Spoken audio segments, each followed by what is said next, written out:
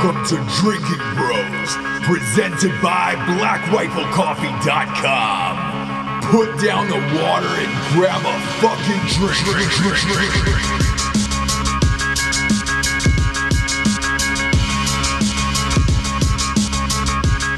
Welcome to Drinking Bros Podcast. As you know, from time to time, we do some crossover episodes to spotlight our other two shows that we have in conjunction with Drinking Bros. We do it with Ross Patterson Revolution, wink, that's my show, and what was formerly known as Black Hearted Podcast, which has now been revamped and renamed into Launch Code Podcast. It's an all business podcast hosted by Evan Hafer.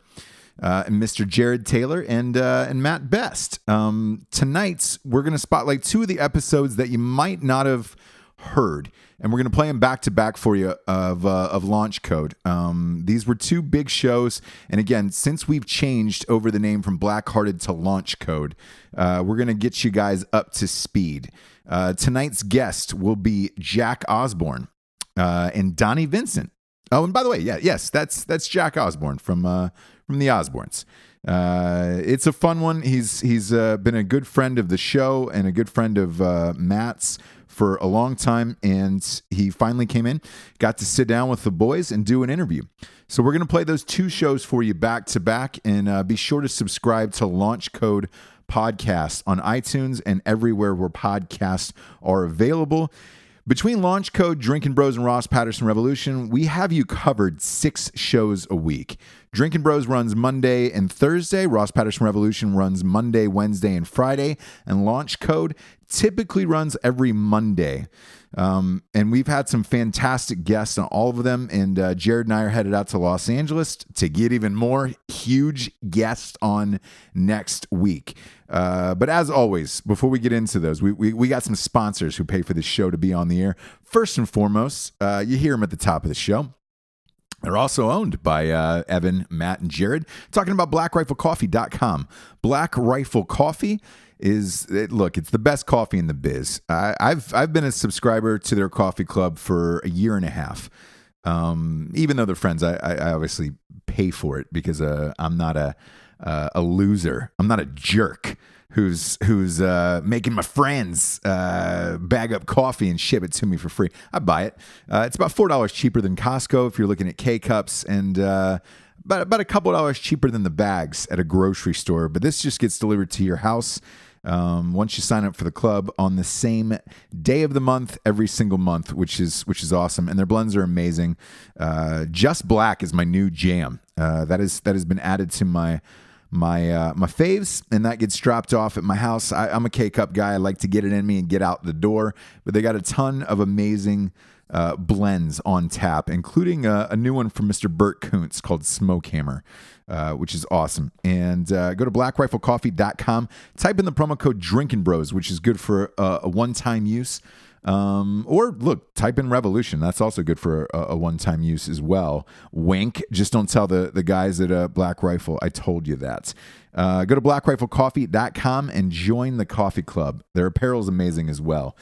Next up, we've got StrikeForceEnergy.com. Strikeforce Energy, they're OGs. Talking about the boom boom. Talking about throw a couple squirts in your drink. Talking about kick the can. You don't need Red Bull. You don't need Kickstart. You don't need Monster anymore. You can get rid of the can altogether.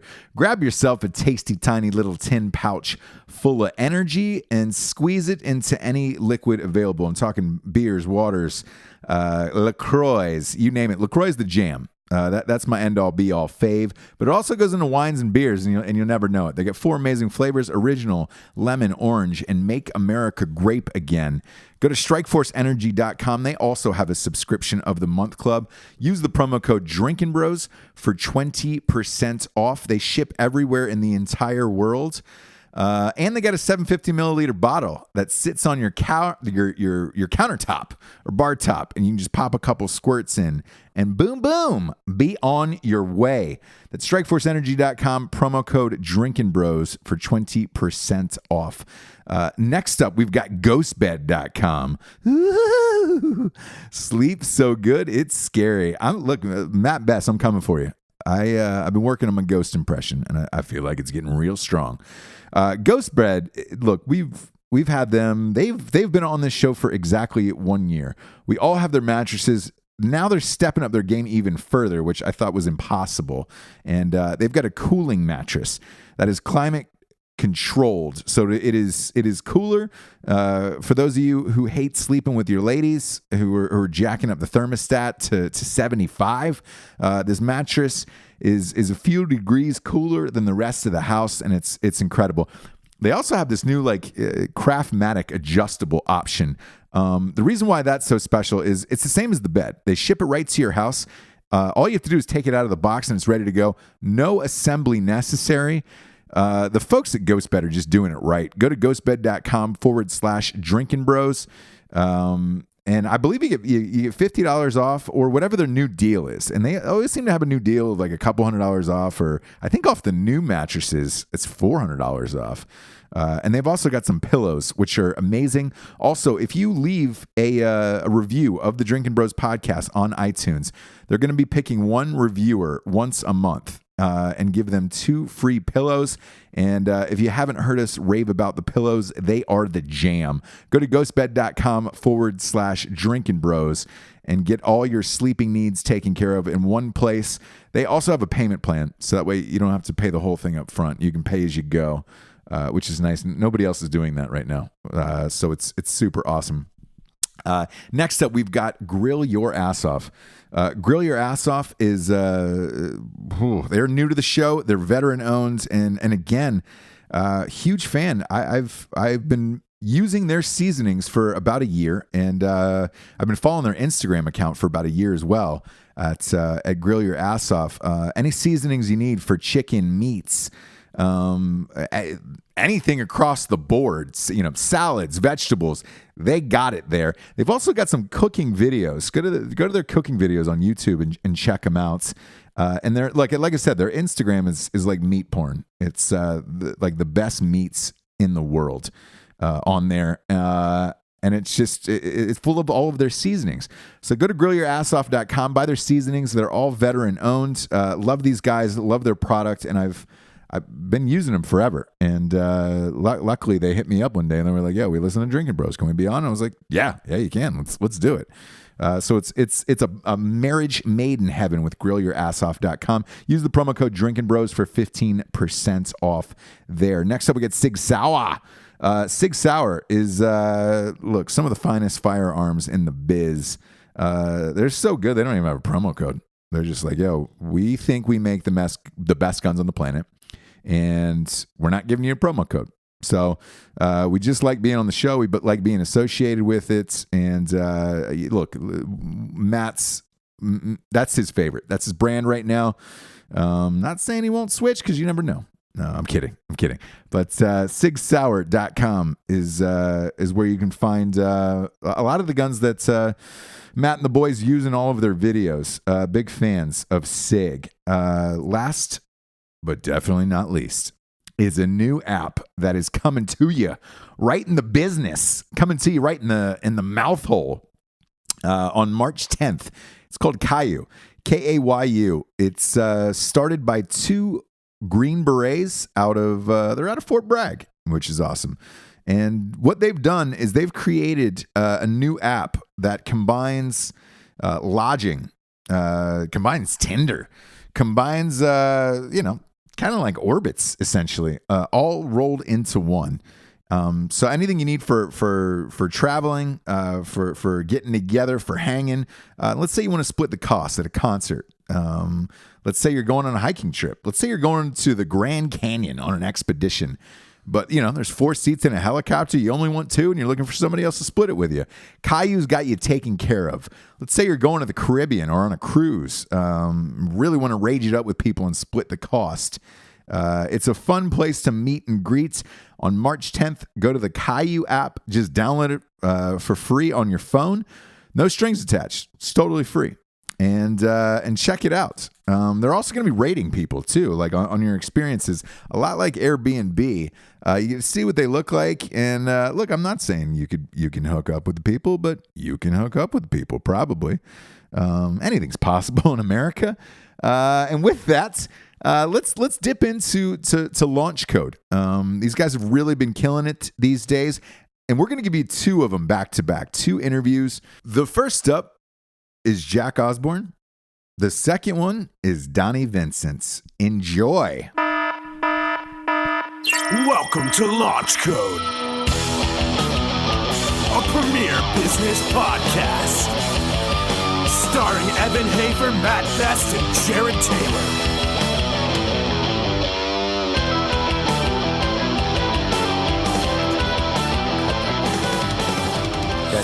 Hey! Oh, welcome back. What episode is this, JT? This will probably be 54. 54, 55, something Yeah. like that. We've got a couple people in the house today. So we've got Jack Osborne and Bert from TV, Bert Coons. Hey now. I mean, that's a real introduction. It's a real It's become a real introduction. I love it. I'm actually getting the tattoo next week. We're still running the billboard. Is it still there? We're Yeah, I we're think just we going to are. keep firing it back up. do it. Every couple weeks. This should be Jack from Dancing with the Stars then. If that's, Did you if do we're Dancing going- with the Hell Stars? yeah, dude. How did I not Shit, know are you that? serious? I came Yes. third. You got Oh my third? God. Yes, Yes. dude.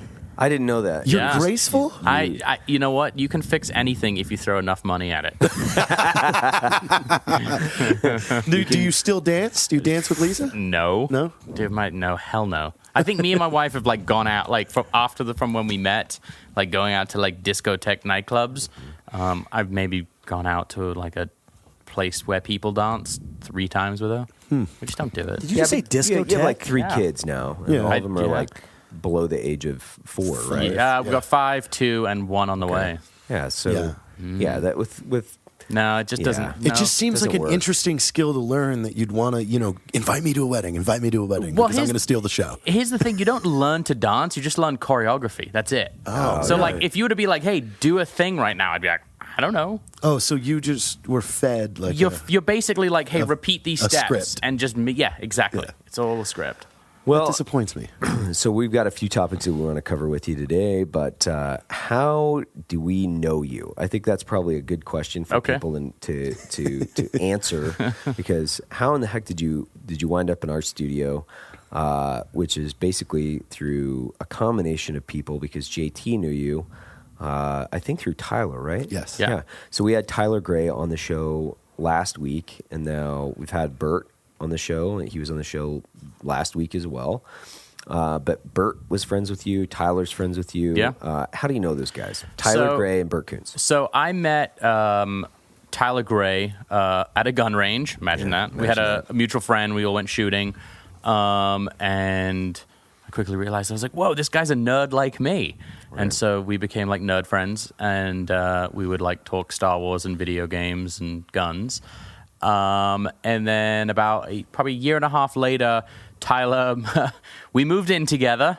Oh, that was fast forward. Oh, yeah. Wow. That took the step. That Tyler is- was my Cato Kalin. He lived in my guest house. Hell yeah. For about probably close to a year. And yeah, we would like just, bro out. Video games, guns, action figures. Just, it was pretty nerdy. One time I was doing this like event challenge thing. Right. And I was like, "Hey, Tyler, come do it with me." And he was like, "All right, whatever." So he came and did it. I will say it because Yeah. it's part of our story. Yeah. It was a Go Ruck. Right. And from that, about a year after doing it, I was like, "Hey, Tyler, you should go be one of the cadre there. Like, why? It's a good way to travel, and you literally get paid to travel at face value." Right. So he was like, "All right," and then he decided to do it. And through working at Go Ruck, him and Bert met, became lovers. Yes. Yes. Tyler and I did not move in together, though. No, they did not. Tyler's not clean enough to live with me. I've got a really funny ad to this intersection once we get to us. Okay. And then from that, Bert became Bert and Tyler both became in the Go Ruck community, like pretty big deals. They were like the sought after cadre for the events because they really, put the hurting on folks. Right. Bert and I became friends through Tyler, and then Bert came and worked on the show I do, Ozzy and Jack's World Detour, and then through then I randomly met Matt Best through some friends where they just kind of connected us like over the internet. I think it was like some dating app we met on. Oh yeah, Grindr. Yeah, something like that. You know, it was, so we were friends, and then Tyler, and then I was like, oh, Matt, you got to meet Tyler, just like, you know, connecting people. And then I met you at Evan. I met you at SHOT Show last year. I don't know. It's just kind of weird. So you introduced Tyler to Matt? Tyler, or did they already know each other? Matt has like, oh, I've heard of Tyler. Yeah. We've just never met. And I was like, oh, you guys got to link up. And then they ended up, not, through me meeting up. And then when did I meet you, JT? I met you. Going back, we're almost 4 years ago, too. So I had somebody in the gun community that kept bringing your name up. You have to meet Jack. You have to meet Jack. And they, kept telling me they were like your best friend and everything. It's like Salient guys, I was right? like, no. They're not around anymore. Sorry. So I was like, yes, I want to. And then I was in LA. Matt and I were both in LA for a pre-production thing. Yeah. And I called Tyler and I was like, hey, can you reach out to Jack because I know you guys are close? Tell me and Matt are here and let's do lunch. And we met for those tacos. Yeah, we did. And then we went on that news. There was like a news There thing. was a Mexican news channel doing a story there. We all got interviewed for it. And then we defaced a Justin Bieber billboard. Yeah. I forgot about that. And then Matt got sick and I had to give him meds. That was the next time we went to LA because that was kind of like the nail inside of it because, you were like, oh, you're sick? Here, let me help you out. And then it's like, man, Jack is a really cool guy. Yeah. And then I throw out that dude's name that kept telling me that he was going to link us up. You're like, I don't know that person. Oh, seriously? That's funny. Yeah, so I'm like, I keep thinking like we're going to get, like, oh man, I'm super excited. This is going to be cool. And then, I met Tyler through airsoft people in California. Okay. Yeah, Andrew. Yeah. Andrew Ho. Yeah, Andrew Ho. Dude, Andrew Ho, good people. Everybody he has ever linked me up with has been pretty solid. awesome. Yeah, he's a solid guy. Yeah. The funny thing is when Tyler and I met, we started talking. We're like, oh yeah, we're both in the same reserve police department in New Mexico. Yep. Like, oh, hey, look at that. Mm-hmm. Small world. Yeah, there's another super famous guy who's on that department as well. I know. likes to try to get rifles from people during the middle during active shooter incidents. Yeah. Hey, dude, you need to put your partner in check, bro. I know. Well, I mean. I did on this podcast. I think not on this one. It was a Drinking Bros. It was a Drinking I called Bros. him a buffoon. Yeah, he is. He's a buffoon. But neither there. Yeah. Neither here nor there. Moving along. What are we gonna talk about, JT, specifically? I think we want to focus on essentially the gap transition between when the Osbournes kind of ended and when you decided, you know what, I'm going to do business and I'm going to do my own things. And we want to hear that story. Okay. Yeah. So the Osbournes went off the air. Well, I guess we stopped filming in like 2004. Wow. Yeah, it was only on for a short period. And I started doing a lot of work in England. That's just being where we were from, and we had a lot of my family had a lot of like business infrastructure there from my mum running management companies and stuff. And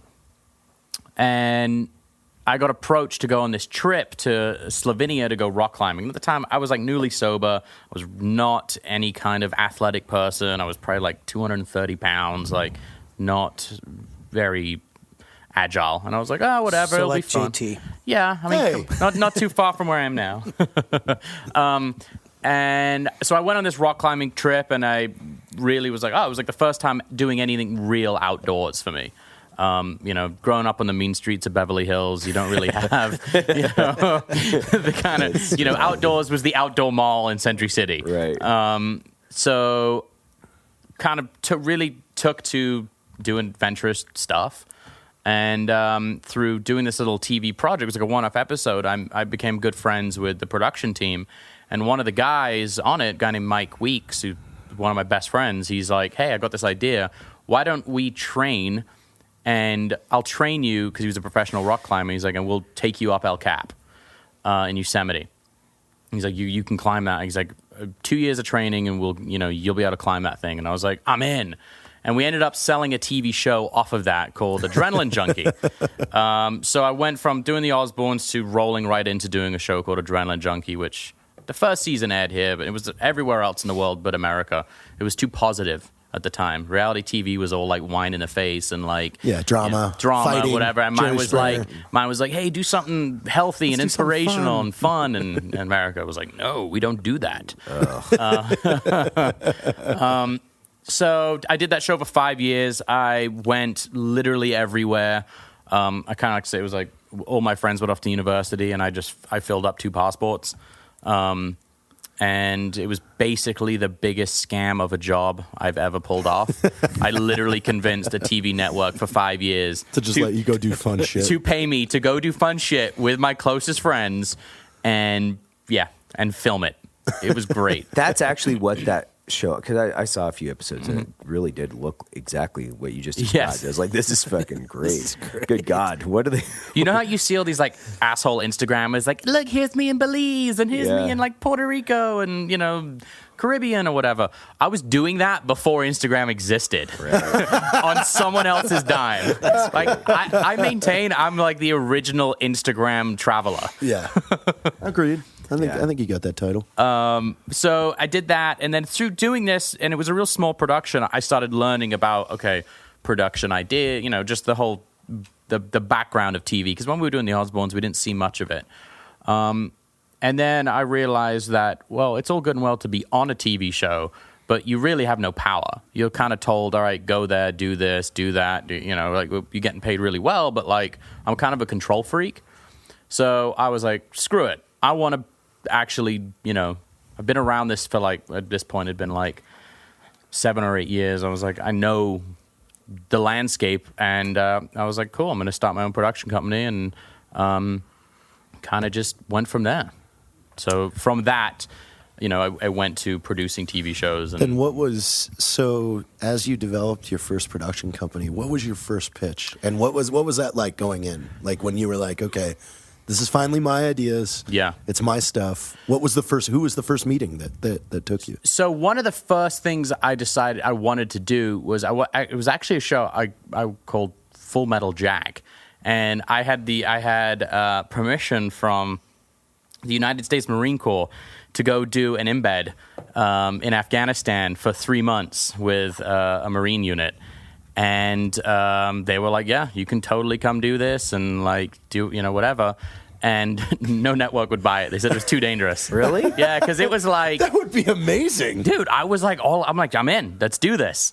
And it was right on the, like, it was during like when like Hellman was really bad and, Camp Leatherneck was like getting hammered and all that. And so I was like, that's where I want to go. And the Marines were like, cool, come along. Just don't die. So yeah, no network. That was like the first thing I went out with, and then, but that wasn't as my own freestanding company. The first show I actually sold was called Alpha Dogs, and it was on Nat Geo. And me and my then business partners just went out to Indiana to film this military canine training school, and we came back and we put the sizzle together. And we sold like 16 episodes instantly. We were like, what do we do now? It was like the best quality problem ever. And that's kind of how I started, being a legitimate TV producer versus like every other, as I like to call producer. Producer. Because you're a douche. Are there a lot of them? I don't know. There's so many producers in LA. Really? I can imagine. It's littered. Yeah. I can't even imagine how many people are just like, yeah, I'm a producer. Like they're just using that as a pickup. How many people are using stolen ideas that they took from somebody below them? And everything's a stolen idea. There's no original ideas. For a while, this guy I knew had this whole gag about original ideas, and he was like, "There's no original ideas left," until he found one. And do you want to know what it was? He said it was the most original thing he's ever seen. It was a porno where a man and woman were walking through a forest. They shoot a bear out of a tree, Yes, it's called Shake That Bear. Yes, and proceed to fornicate on the carcass of a dead bear. It used to be ShakeThatBear.com. Okay. Why did you know do this? know and why him are and you- I know the most about the internet. Yes, we spend. But Yeah. It's okay, incredible. not that I condone that behavior by any means, but it is original. It is. Yeah. It is. Yeah. I mean, they even came up with a name for it. Like, Uh-huh. you do know that, right? Like, we have gone toe to toe for internet depth. Yeah, I can't imagine. it gets dark. I mean, throw I said, Tyler Gray in there as well, and that's a trifecta of weird knowledge about the internet and television. I sent him the three. Have you seen the 300-pound leg break yet? Oh God, The 300-pound leg break? Yeah. No, I got to hear this. It's this guy who's, I guess, like Steve-O's taking him under his wing. He's like some oh, new, he's yeah, like yeah. the big guy. I know exactly what you're talking about. yeah. And he goes to do like a skate trick and lands it wrong and snaps his leg, but like a full fib snap. And it's like noodle foot. Oh, Those are the worst. noodle foot. So right now, as it stands, how many shows have you done? So TV right now is a really interesting, by interesting, I mean depressing landscape. Has it ever been not depressing? There was kind of Really? a golden era, especially for what I do, I mean, Okay. basically reality TV. There was a golden era, and it was that kind of window post Osbourne's, probably till about, it was like a 4-year window, and it started going down after the financial crash in 2008. And then we have a staple in this year, too, now. Yeah, yeah, exactly. So that was when like networks were like throwing money at reality shows, and you could do a half-hour reality show and get $500K, which was amazing. I mean, you're lucky to get $500K to do an hour-long episode now. And so we kind of came in right at the end of when they were letting boutique small production companies produce TV shows. The way it works is that if you're like a small production company, you don't have any track record with a network, they won't let you produce a show yourself. You have to partner with like a major production company. And so we were very fortunate to be in that last little slither when my old company was called Sweet Entertainment. So we did pilots for did a pilot for CBS, MTV, VH. I mean, we did pretty much everyone we produced something for, whether it was a pilot or a series. I ended up having irreconcilable differences with my business partners and shutting That down. happens. That happens. That we sucks. talked about it on the episode that I was on. We talked about It legitimately is a divorce. Yeah, it Yes. is. It's It's just as worse. hard. Yeah, because it's like, well, at least I mean, at least my divorce doesn't. Well, unless you're working with your wife, but it's like that's my work now. What do I do? Well, anybody that works with their wife is not very smart in the first place. Oh, is that so? Really? Tell us about that. Bud. Yeah. Tell us more about sorry. that. Wait, is Candace about to come in here and beat you? Probably. But did you slip in the shower today? Yeah. Yeah. Bert's always coming in like, I fell down the stairs again. I'm like, there's no stairs in your house. Bert. There's no stairs in your house. The Bert. fridge door hit me in the face. So I mean, drop the soap. Candace Oh. runs shakethatburt.com. That might make some money. So how about this? Like, the landscape has changed drastically now Yes. in LA, and for anybody that's attempting to get a career in the entertainment industry here, I've been telling people, stop going to LA. It's dead. Like that dream is over, where you think you're going to move out there and you're going to audition and you're going to get these parts and you're going to work your way up. Like, Yeah. don't go to LA. Honestly, the best thing you can do, and I tell people, especially if they want to go down the acting route or the producing route, go to college and get a degree in it. There are so many people in LA that like come out, I want to be an actor, and they're like, well, where did you study? Well, no, I didn't. I just moved out here to become an actor. It's really hard, but if you got some already in the acting community because you went to some art, Yes. liberal arts school or whatever, and you have the experience of acting, you know how to basically involve yourself into a community, and that's the biggest thing. It's like, all right, cool. Hey, get in this community. Hey, my sister's a casting agent. And they're doing an open casting for a thing, whatever. And it's just little baby steps. I've also noticed, though, is the people that are in LA trying to do that are the worst networkers I've ever met in my life. Like they are horrible. Well, like legitimately, when I look at what you guys did with Range 15, you've got people in LA who have been in LA for 20 years and did not accomplish what you guys accomplished. It's like, it's no small feat. And it's really like, I mean, when we first, kind of really started talking and connecting, I told you this. Like, you guys had the ability to do what a lot of people can't figure out. And it was, came up with a script you liked, you hired the right people, and you got it funded. And that's, I mean, it's really hard to do in LA, let alone when you guys were in where, like El Paso, and I mean, like, you guys should start the El Paso Film Fund as a result of that. You do like one movie a year. Great. One movie a year from El Paso.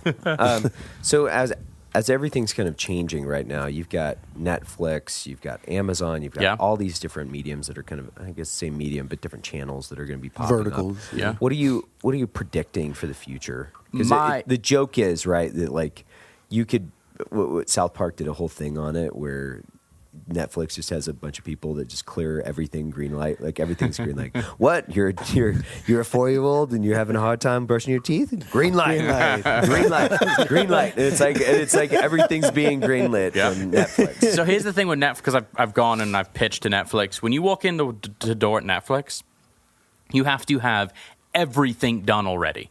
They don't want to spend any time developing or like, it's like, you have to go in there with what every episode's going to look like. You'd be like, here's the producers, here's the cast, here's the like, and if it's scripted, everything's got to be done. And then they just go, cool, green light, if they like it, obviously. Right. Like, if you go there with anything that's even remotely like needs some building out, or they won't even look at it. But I personally, to answer your question, I think that everything TV related is going to just go a la carte. It's going to go, you're not going to have constant streaming TV anymore. Right. Yeah. Because it's consuming 50% of our bandwidth. Right. And people want faster internet, and it can't really get any faster because you've got TV. Because you got TV, and that's just sucking up 50%. Get rid of it. Yeah. and no one is watching TV like they used to. Yeah. A big rating for like broadcast network television is like 3 million? Yeah, 3. Oh, if you got a 3 million episode, What does that mean, though? Eyes. That 3 means million eyeballs. TVs. 3 million eyeballs tuning Is- into is- that episode. Yes, is awesome. 10 years ago, 12 million was like the standard. Like, hey, you've got a hit show with like, wow, awesome. Even you can even see it with like big sporting events. With like the Super Bowl. I was reading about that yesterday. The NFL, the ratings are declined, but everybody's trying to throw that it's because of Trump and what's going on with the NFL. It's not. No. The real root cause of it is exactly people are watching. People are on their phones. HBO Go or watching Netflix or watching other programming. That makes sense to me because ultimately, like, I've never understood this anyway. So I pay for cable, right? Mm-hmm. Everybody does. And then you still get commercials, which would just piss you off. Yeah. Right. And so it's like, so I'm going to pay you a couple $100 a month for this TV. Other people to pay you to advertise towards me. But this is fucking crazy. So basically, I think society should have a big middle finger and say, fuck you. Yeah. Because if you want me to pay $500 a month, great. I don't want commercials. Right. Like, I don't want to see the mattress guy fucking with a crown on his head dancing around like a fucking idiot. Like, I Commercials don't are want to just see horrible that. now. So I blame this on the TV industry because they've ultimately not adapted to what people are like, hey, we don't want commercials. No. Like, how many times do you have to hear this from But that's society? what TV is. But that's what it is. TV Well, it literally was created to sell shit. But if they were like, oh my gosh, we can just sell fucking TV at a higher price to the people that want to watch it. I would pay for that. Fuck yeah. Well, that's like the radio. I pay for Pandora now, the $12 a month. Absolutely. I haven't listened to a regular radio station in probably a year now, and I probably never will again. I do it in I everything. haven't So listened to the radio in 5 YouTube years. Premium, no commercials. Mm-hmm. The Spotify, no commercials. Like, I do everything because. Yeah. And I'm an ad guy, so like for me, I mean, when I say that, like I'm a marketing guy. I actually watch commercials. I like watching them. Yeah. But when they're just shit on local television, And they're too much, commercials, They're too much. There's 5 commercial breaks Yeah. on an hour-long show, or maybe more. Like, screw that. Oh yeah. Well, when when I they- watched in the yours com- the other day, Yeah, it just- was like, oh god, ads. These Yeah. suck. They're Well, fucking horrible. And the commercials you guys do, though, like Black Rifle does on the internet, are much more entertaining because you have control of it. It's not watered down. So when I see commercials on the internet now, those are great. But then you go back and watch TV in a hotel room, like Candace and I were in Wyoming in the hotel room and watching Curb Your Enthusiasm, and it was like an hour-long show with commercial after commercial Yeah. after commercial. I ended up turning it off and bought it on my computer on Yes. HBO Go because I was He like, hey, I'm done knows with this the best too. Is the reason why these are so watered down and just shit is because there's 15 people in the chain from idea to finished product that aren't necessarily basing their input or changes off of anything real. The only They're just saying things to be involved in this process, Yeah. and a we've huge- accepted that as a And a huge part of creatives and shows are being determined by the kind of eyeballs the advertisers are paying for. So say, you can always tell who's watching what channel by the commercials. Yeah. You go to Nickelodeon, Yeah. you're going to see kids' toys, and you're not going to see a car commercial. and mothers and freaking Diapers, dish soap, yeah, and exactly. stuff like that. So they are governed by the consumer, and so it's Right. really strange because you'll be like, you can't show a Chevy pickup truck in this show because Ford buys all of our advertising, so you can't show that. And so, that big story we had about our cast getting all Chevy trucks donated from a local dealership that had whatever reason for the reality, the real reality idea goes out the window.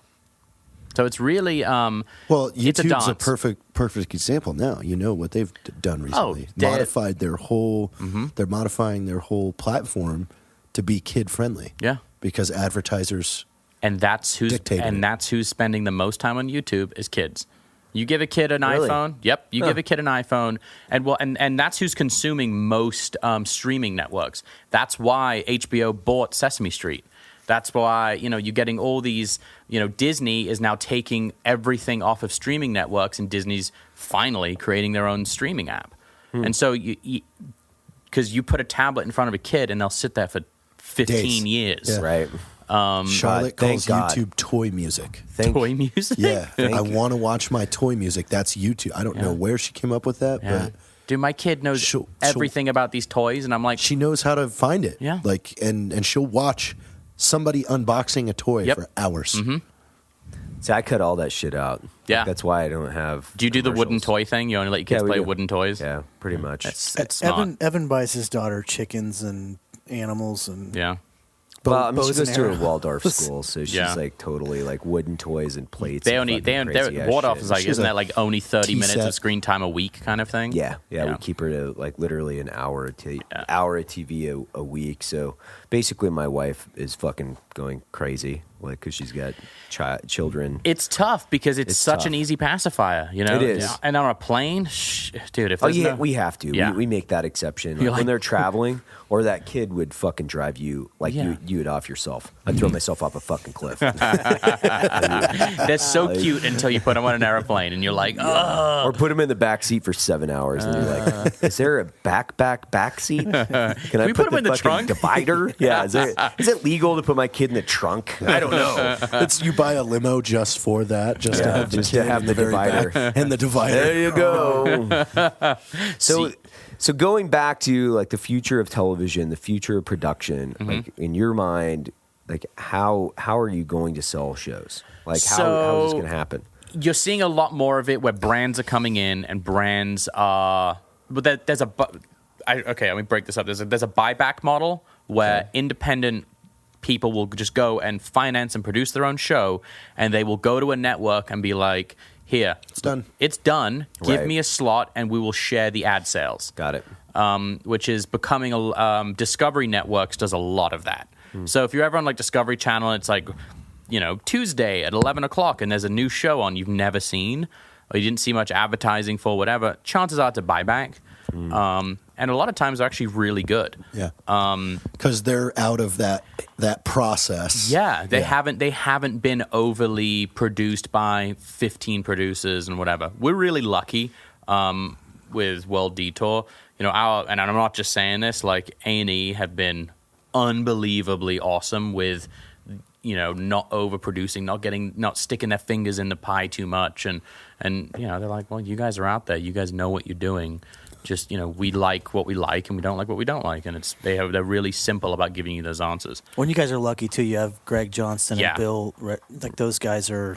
Yeah, our producers are like the best in the phenomenal business. Human beings, let alone producers. Yeah. So you got the buyback model. You have the brands coming in and co-financing with networks and doing brand integration and whatever. Right. Like, you happen It works better than advertising. Yeah, it's like drinking a Coke, or like, hey, we got a new golf cart, and they're like doing something with it. Like it's a good way to engage the viewer to be like, oh, that's cool, I like that, I might go buy that. And then there's the traditional model of you go to a network with an idea and you sell it to them and they own it forever and eternity. And that's another thing. Networks have completely stripped out the back end of TV shows for producers. It is, and I say to my wife, it will pretty much be next to impossible, unless I were to create the next Survivor, it would be next to impossible to legitimately retire making TV. Wow. It's just, the cost of living in LA is not cheap. And then you add in the fact that, all right, you're given an X amount, a small portion of the budget as your talent fees, but then you got to split that with lawyers and agents and other producers you're working with, and you'll never see any back end. So it's really kind of strange. I was talking to someone over at CBS the other day, and we were just kind of talking about the climate of TV, and at the end of it was like, just go into try and get into movies, because even though it's not amazing, it's still better than TV as far as there's the constant residuals as it just lives forever. Yeah. Interesting. Yeah. So shift the focus from TV just to movies. Yeah, I mean, I have a couple movie projects that in very early development that have kind of just been. Yeah, I was going to say, does that interest you at all? I would love to. Because it's the same amount of work, to be honest with you. Right. Do you ever get asked to be like cameo in movies, like early on a regular basis? Not anymore. Really? Yeah, early on I did. I was in a Mary Kate and Ashley movie. Oh, really? Yes. Saved by the Bell. Do you have? You were in Saved by the Bell? No, I was in That 70s Show. You were really? Yeah, I was in an episode of That 70s Show. I was in Dawson's Creek. I was like a reoccurring character in Dawson's Creek. Are you serious? Yeah, dude. I'm a motherfucking actor. Wow. How was Ashton Kutcher? He wasn't in my scene. Oh, I did it you didn't with get to see him? Danny Masterson. Oh, okay. And who else was there? Maybe Danny. It was like at the DMV. It was like this short little thing. I've got to ask about the so with the Weinstein stuff happening and like the exposure. Yeah. I got to ask a question. I mean, Yeah. you live it. You live in that environment. I Sure. mean, was this a surprise? Was this like a secret? Well- it was an open secret, or Listen, I've never had direct business with him. Mm-hmm. So you've never been in a hotel with him? He's blocked the door. No one's ever asked to finger you. No. Check your it's- insides. It's one of those things where it has gone on in Hollywood Right. since the dawn of Hollywood. Since it Right. started. And so I'm not necessarily surprised by any of these allegations at all. I'm surprised it's taken as long as it has yeah.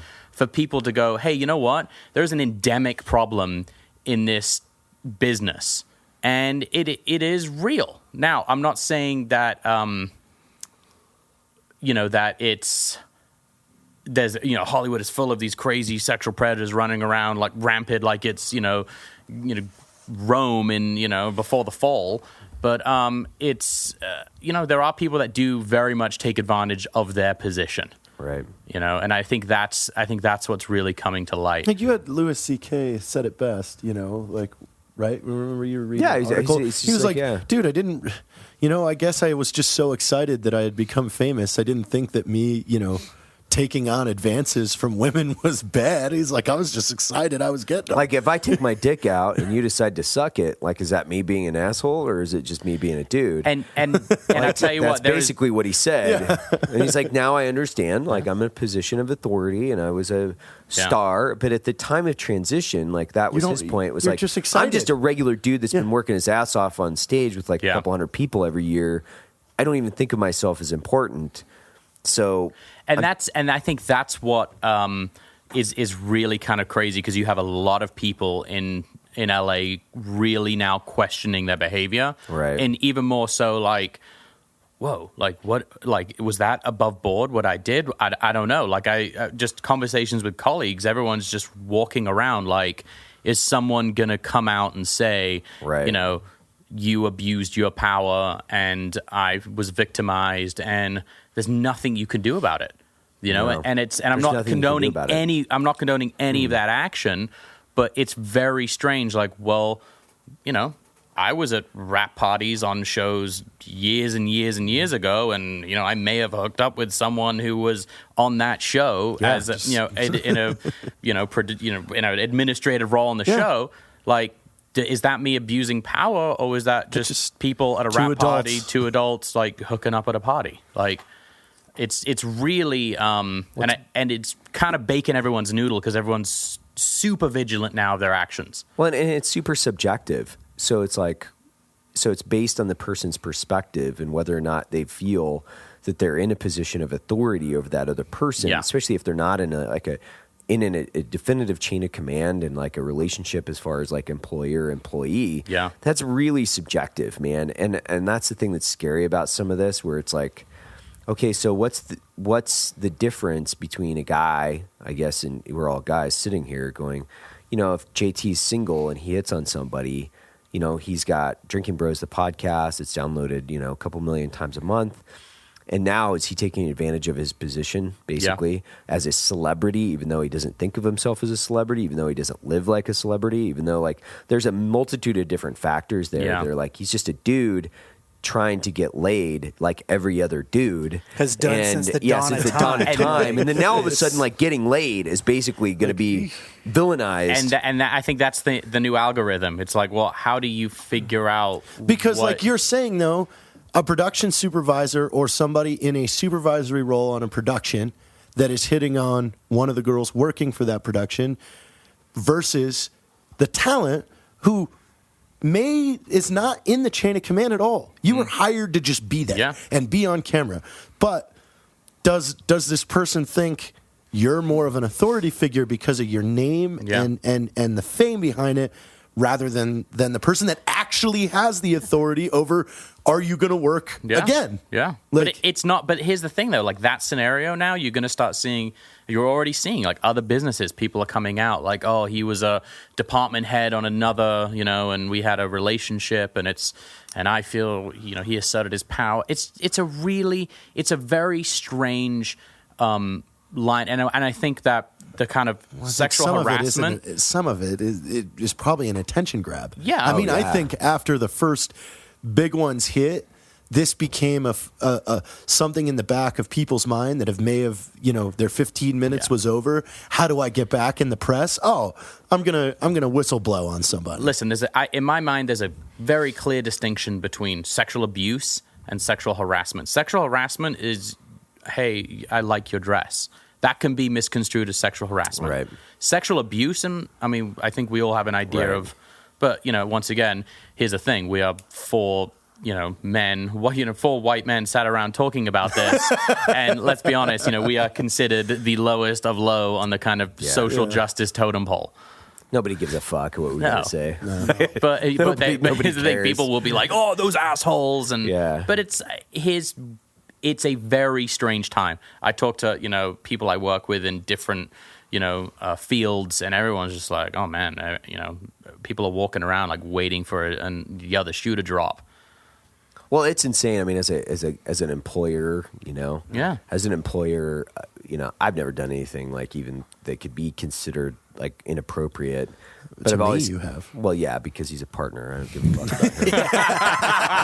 about him. But you know, I won't even, like, literally, I will not even like go into a room if there's like Just one person. Yeah. If there's one person in it, I turn around and walk right back out. Yeah. Because that's the condition that Yeah. we live in. 100%. Which is like, you can't leave anything up to interpretation. Yeah. There always has to be witnesses. There always has to be this direct professional communication.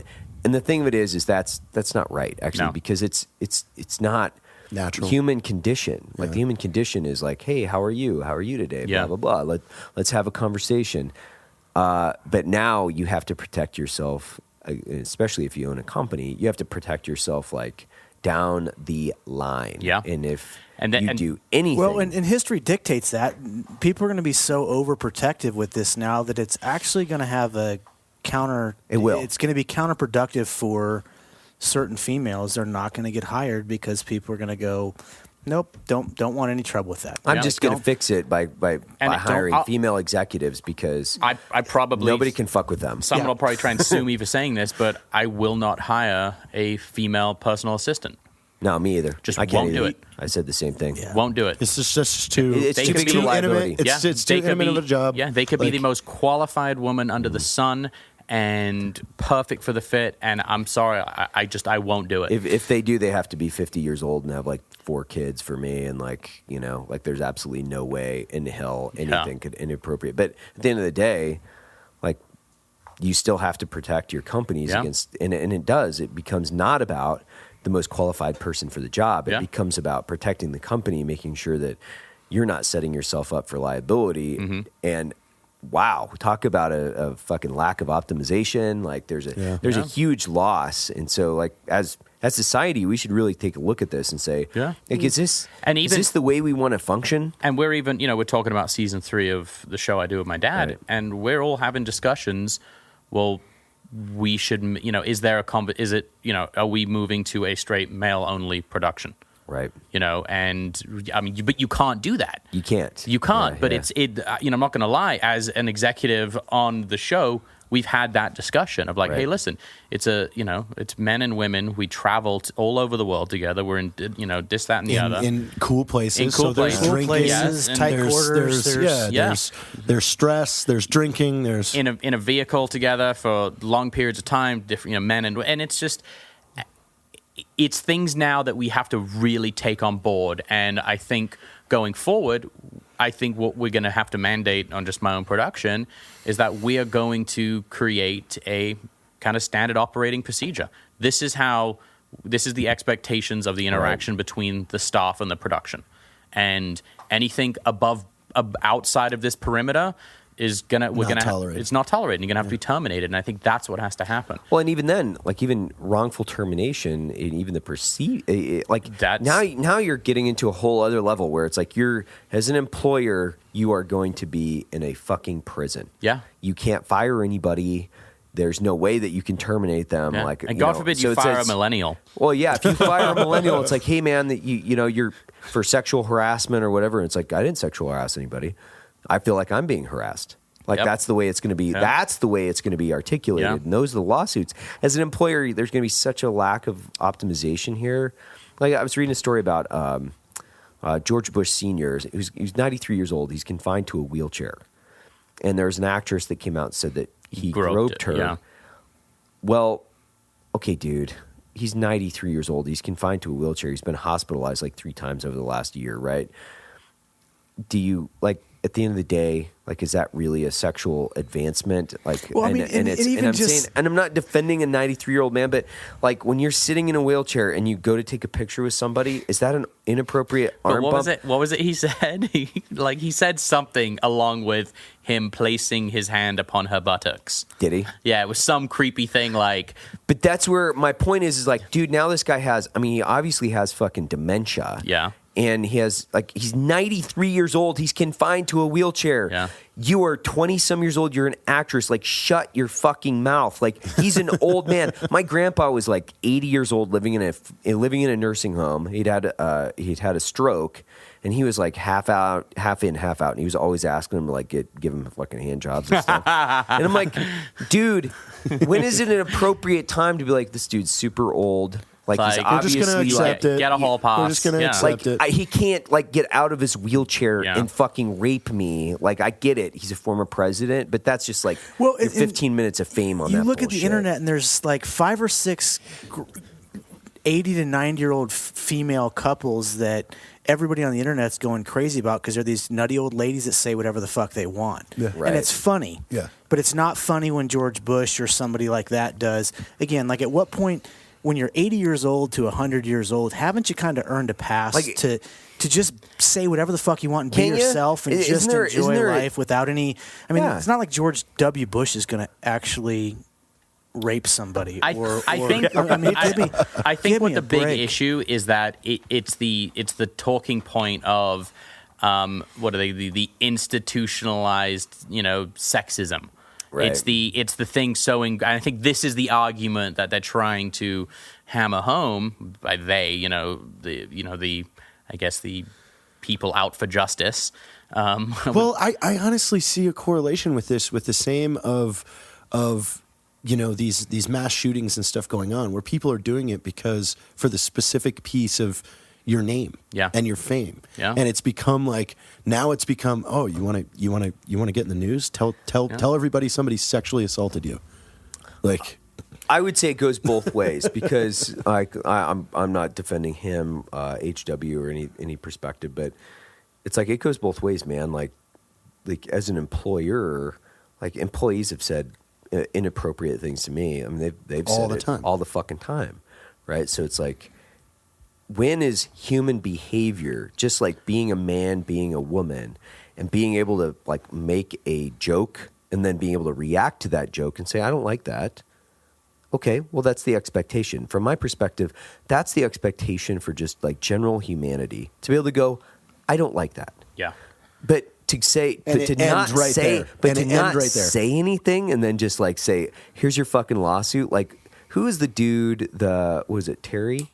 Terry Crews. Yeah, Terry Crews. That was like, I was groped like 5 years ago by a guy at a cocktail party. He never said anything to him, but according to him, he's got PTSD because he was groped by this fucking dude at a party.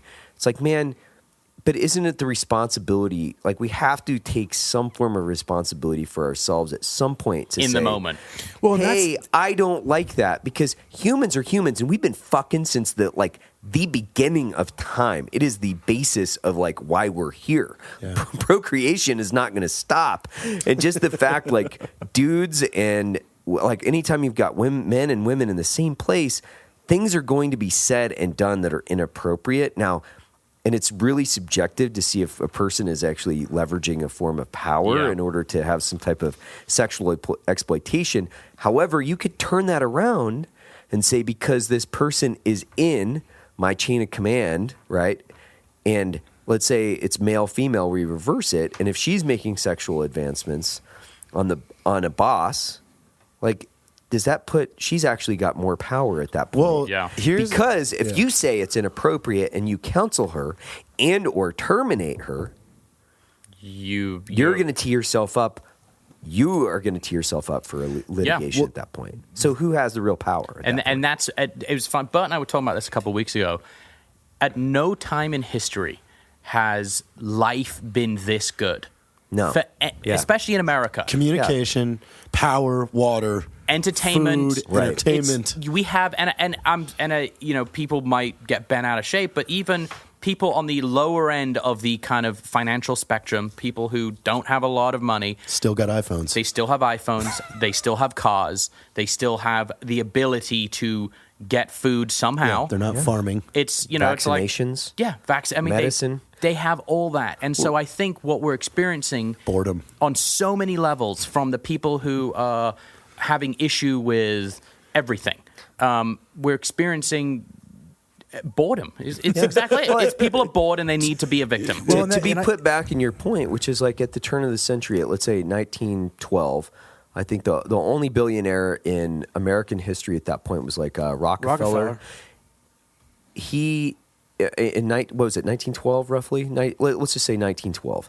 Today, if you were to take a time machine back to 1912, and you were the poorest person in the world, and you were to assume his position within, as a billionaire within the society that he lived in, you would still have a way better life here than you did in 1912. His wife died of pneumonia. Yeah. Or something Life like that, where it's like the life 47 years expectancy old, is like you're going to die of tuberculosis, you're going to die of fucking, like going to a hospital in 1912, good fucking luck, motherfucker. But here's the thing is, They'd hammer your brain. I think we're going to just fucking give you a lobotomy and throw you in a fucking loony bin. It's like, I just have a cold. I think Facebook has a huge fucking role to play in Yes, this. 100%. Because what it's done is it's created this. Why don't I get attention? So you see all these celebrities and everybody out there on Facebook that are, they get all the attention, and then it's like, yeah, but I'm on Facebook too. Why doesn't people comment on my stuff? Why aren't they all interested? Yep. Why did 4 years ago when I created my Facebook page, did I try and make my life look way cool to my friend group and things like that? And that's where this breed of how do I get the attention on me? What's problem the fastest way to do it? There are genuine victims of abuse. Correct. Absolute, genuine, irrefutable, have experienced some horrible things at the hands of people of power. Yes. And then there are some people who someone... Capitalizing on the situation. Yeah, nobody found Terry Crews naked running on a highway because he was kidnapped and put in a barn for 3 weeks and raped every day. Man, give me a break. A guy at a dinner party made a lewd comment to you. By the way, that guy was the head of entertainment for the largest talent agency in the world, WME, and he got demoted. They allowed him to come back to work 2 days ago. Yep. He got demoted to the tune of millions and millions of dollars a year. And there's no evidence. No, that there's zero. That's happened. Zero evidence, and Yes. he never. That's insane to me. Never put his hands on the guy. Never did anything, and the guy can't. He has no argument back because right now everybody just is burning people at the stake. This is a witch hunt. It's his witch hunt. This is fucking Salem. And it devalues the actual genuine victims. The genuine victims of what's happening. And that's what I was saying about Terry Crews a couple weeks ago. I'm like, this is devaluing everything that real victims have suffered. It's like, dude, somebody bumped into you at a fucking cocktail party, like brushed into your dick. It's like, man, PTSD. are you fucking kidding me? I went to Sears School and had to do the fucking centipede with fucking a bunch of naked dudes. As the guy put a fucking fire hose into us and called us a bunch of fucking homos. You guys love when you want to suck your fucking each other's dicks? You guys fucking gay ass motherfuckers. It's like, we need a meme of Evan and Terry Crews. I have slept just fine. Yeah. For years of my life. Well, and my Sears story, Crews, I told you pussy. my Sears story, I'm standing there and they had everybody in the classes behind me, and they got me completely naked standing next to the people's pond, and they brought out a really attractive female And in she a made fun. fur coat. And she opened her fur coat up and was wearing a bikini on underneath, and it's like 10 degrees. Right. And I'm standing there, and my dong is like maybe an inch and a half. And she looks at me with a Russian accent and goes, "Oh, it looks like a penis, only smaller." Yeah. And I started laughing and got tuned up a little bit. It's like, man, I'm fine. tuned up. That's the kind of thing that'll ruin a guy's life That's forever. what we need. We need It's you like, and Evan man, and Terry Crews on a panel. Everybody Come tell your on, stories. man. Yeah. It's Give me a kind of like, break. get the fuck over it, man. Like, Dude, are you kidding me? I've had execs say, like, jokingly, like, out gay execs make lewd funny, and we laugh. Yeah. It's just like, I'm in a meeting the other day, and a guy goes, "When are you going to give me a butt baby?" Yeah. Like, runs the network. I laughed my ass off. It was funny. It's funny. Like, to me, It's anyway. legitimately funny. And I don't know. The one thing, though, that I did notice through this whole kind of situation is the people that were protecting the people who were really bad. Yeah. That's Yeah, not yeah. coming out. Yeah. Someone very close to me worked in a production with Weinstein. Right. And they had to go to meetings with Weinstein. This person's a female. And in the emails letting them know, hey, come to this meeting, there was specific details on, please don't wear any short skirts. Please don't wear any low-cut shirts. you Please kidding don't, me? because the Holy staff were shit. protecting these females who were working on his productions. So that was someone in his world going, "Hey, remind everyone not to do because we don't want them to become victims." Like that to fucking me, insane, that to dude. me is That's the fucked up insane. stuff. Yeah, It's nuts. super fucking So how many crazy. people knew about this? And he was genuinely a predator. Yeah. You know, I mean, that when someone around you is going, "Hey, don't dress like that around him because bad shit will happen," that's a problem. Now, if you're joking around at a party and a guy dick slaps you, listen, if someone does that to me and I don't like it, I'm going to go, don't fucking do that. We're fighting. Yeah. And lest we forget, Terry Crews is a very big man. Yeah. He is not little tiny, like Tiny Tim, in the school play. But according to just our society, it doesn't matter now, right? You could be a giant, muscle-bound dude and be sexually harassed by a 5'5" Jewish agent. I just... And I mean, because there's no physical intimidation. Everybody's equal. Everybody's the same. This is like everybody gets a participant trophy shit. This is what happens with a society where everybody gets a fucking participant trophy. Now, what are you guys going to be implementing, as business owners, the three of you, Yeah. are you guys implementing a new kind of SOP for, Yeah, I don't already come to have. the office. No, we already have. We've already isolated ourselves. Like we isolate ourselves from the business. We isolate ourselves from anybody other than the executives, and it'll continue to get worse because it just, one passing comment or one perception or one little Yes, thing. a year and ago, then- it was exciting to know every person's name that works here and know things about them. But Yeah. now it's a different landscape. I don't want to know anything. Yeah. I don't want to. can't. Yeah, and I say it. The stakes get higher stakes get every high. day, and it's like, man, it's not worth. And at what it's- point, like you're saying, will this become truly debilitating for the growth of business? Correct. And that's you'll see it. Hopefully by then So- we're just working off of VR proxies that are just avatars, robots. and it's like, no, that was not me. Ready Player like the One. Jetsons. I got a question for you, and you might be able to answer it, you might not, but obviously your family's very well known. Mm-hmm. What do you guys have to do? I was watching a Curb Your Enthusiasm the other night, and they were talking about an NDA with he was making a joke about it with his girlfriend having an NDA that she can't talk about anything, and he said, well, every nanny, every agent, every personal assistant in this city has that kind of stuff. How do you guys protect yourself when you have every single member of your family is extremely well known and your personal business is We have NDAs that everyone that comes under my employment or my family's employment, they all sign this NDA, and then on the production as well, there's NDAs even from editors to anyone that has access to kind of intimate knowledge of the family. NDAs though don't cover abuse. Right. Yeah. So even if they sign an NDA and you commit a crime or something like that, they can still, break it. I mean, maybe now there is going to be some kind of arbitration clause in an NDA to where if you feel you were wronged, it has to be kept in like anonymous arbitration Gotcha. or litigation or something like that. I could see that becoming a thing. But to my knowledge, when genuine wrongdoings do occur, it's it kind of supersedes the NDA. So, have you ever had to enforce one? An NDA? Yeah. Trying to think. No, I don't know because people actually take it pretty seriously because Right. if you break an NDA in Hollywood, it's career over. Done. Yeah, like I've had to remind people, remember you've signed an NDA and Right. what you hear here, let it stay here. Right.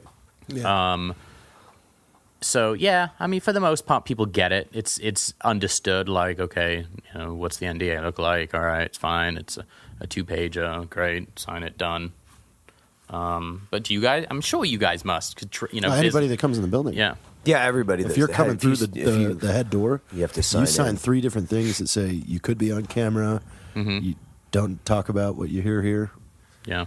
Yeah, we haven't had to force one yet. I mean, I've had to do the same thing, remind people and go like line by line. Evan, what about your old job? Yeah, I did. I signed NDAs over there, like, tons of them actually. One every year, felt like every fucking 10 minutes. Now I just don't give a shit. Just like, Well, hey, you guys Yeah. got an exciting trip Yeah. ahead of you. Yeah. We thank you for joining us today. Yeah, good talks. Ladies and gentlemen, Jack Osborne, Yeah. Bert Hey, from can TV. I real quick shameless plug for Yeah, Jack? So a lot of people don't realize that Jack's a reserve police officer. I do, because when I was trying to hang out with him last time, he was busy doing police stuff. It's true. are you and I in the same reserve police officer? Technically, I am on the roster there, although I haven't actually done anything yet. I'm on an apartment in California. Oh, okay. Well, where I was going with that is that both Jack and his dad and his mom as well are huge supporters of law enforcement and spending time around them. 100%, some of the biggest supporters in the celebrity and music and entertainment industry for veterans. So a huge shout out. Their show's on. I think this week you guys are actually going to the Muncie Police Department. Yep. You and your dad nice. are doing some breaching and some Awesome. doing some actual CQB and Get doing on some, that on some A&E, cool stuff. everybody. Yeah. Yeah. So Wednesdays, anyway. 10 o'clock. Wednesdays, 10 o'clock. Cool. Thanks a lot, Bert. Thanks a lot, Jack. Thanks, guys. Fuck you, Jared.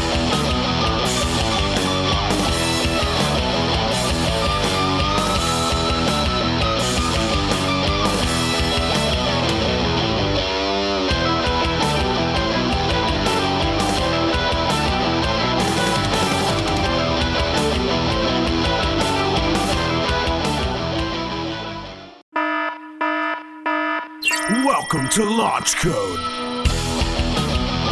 a premier business podcast.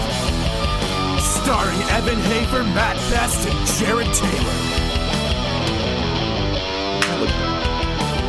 Oh, we just clapped Oh in. shit, we're just clapping We just in. clapped in. Okay. Super excited for Donnie Vincent. This was my favorite interview of last year.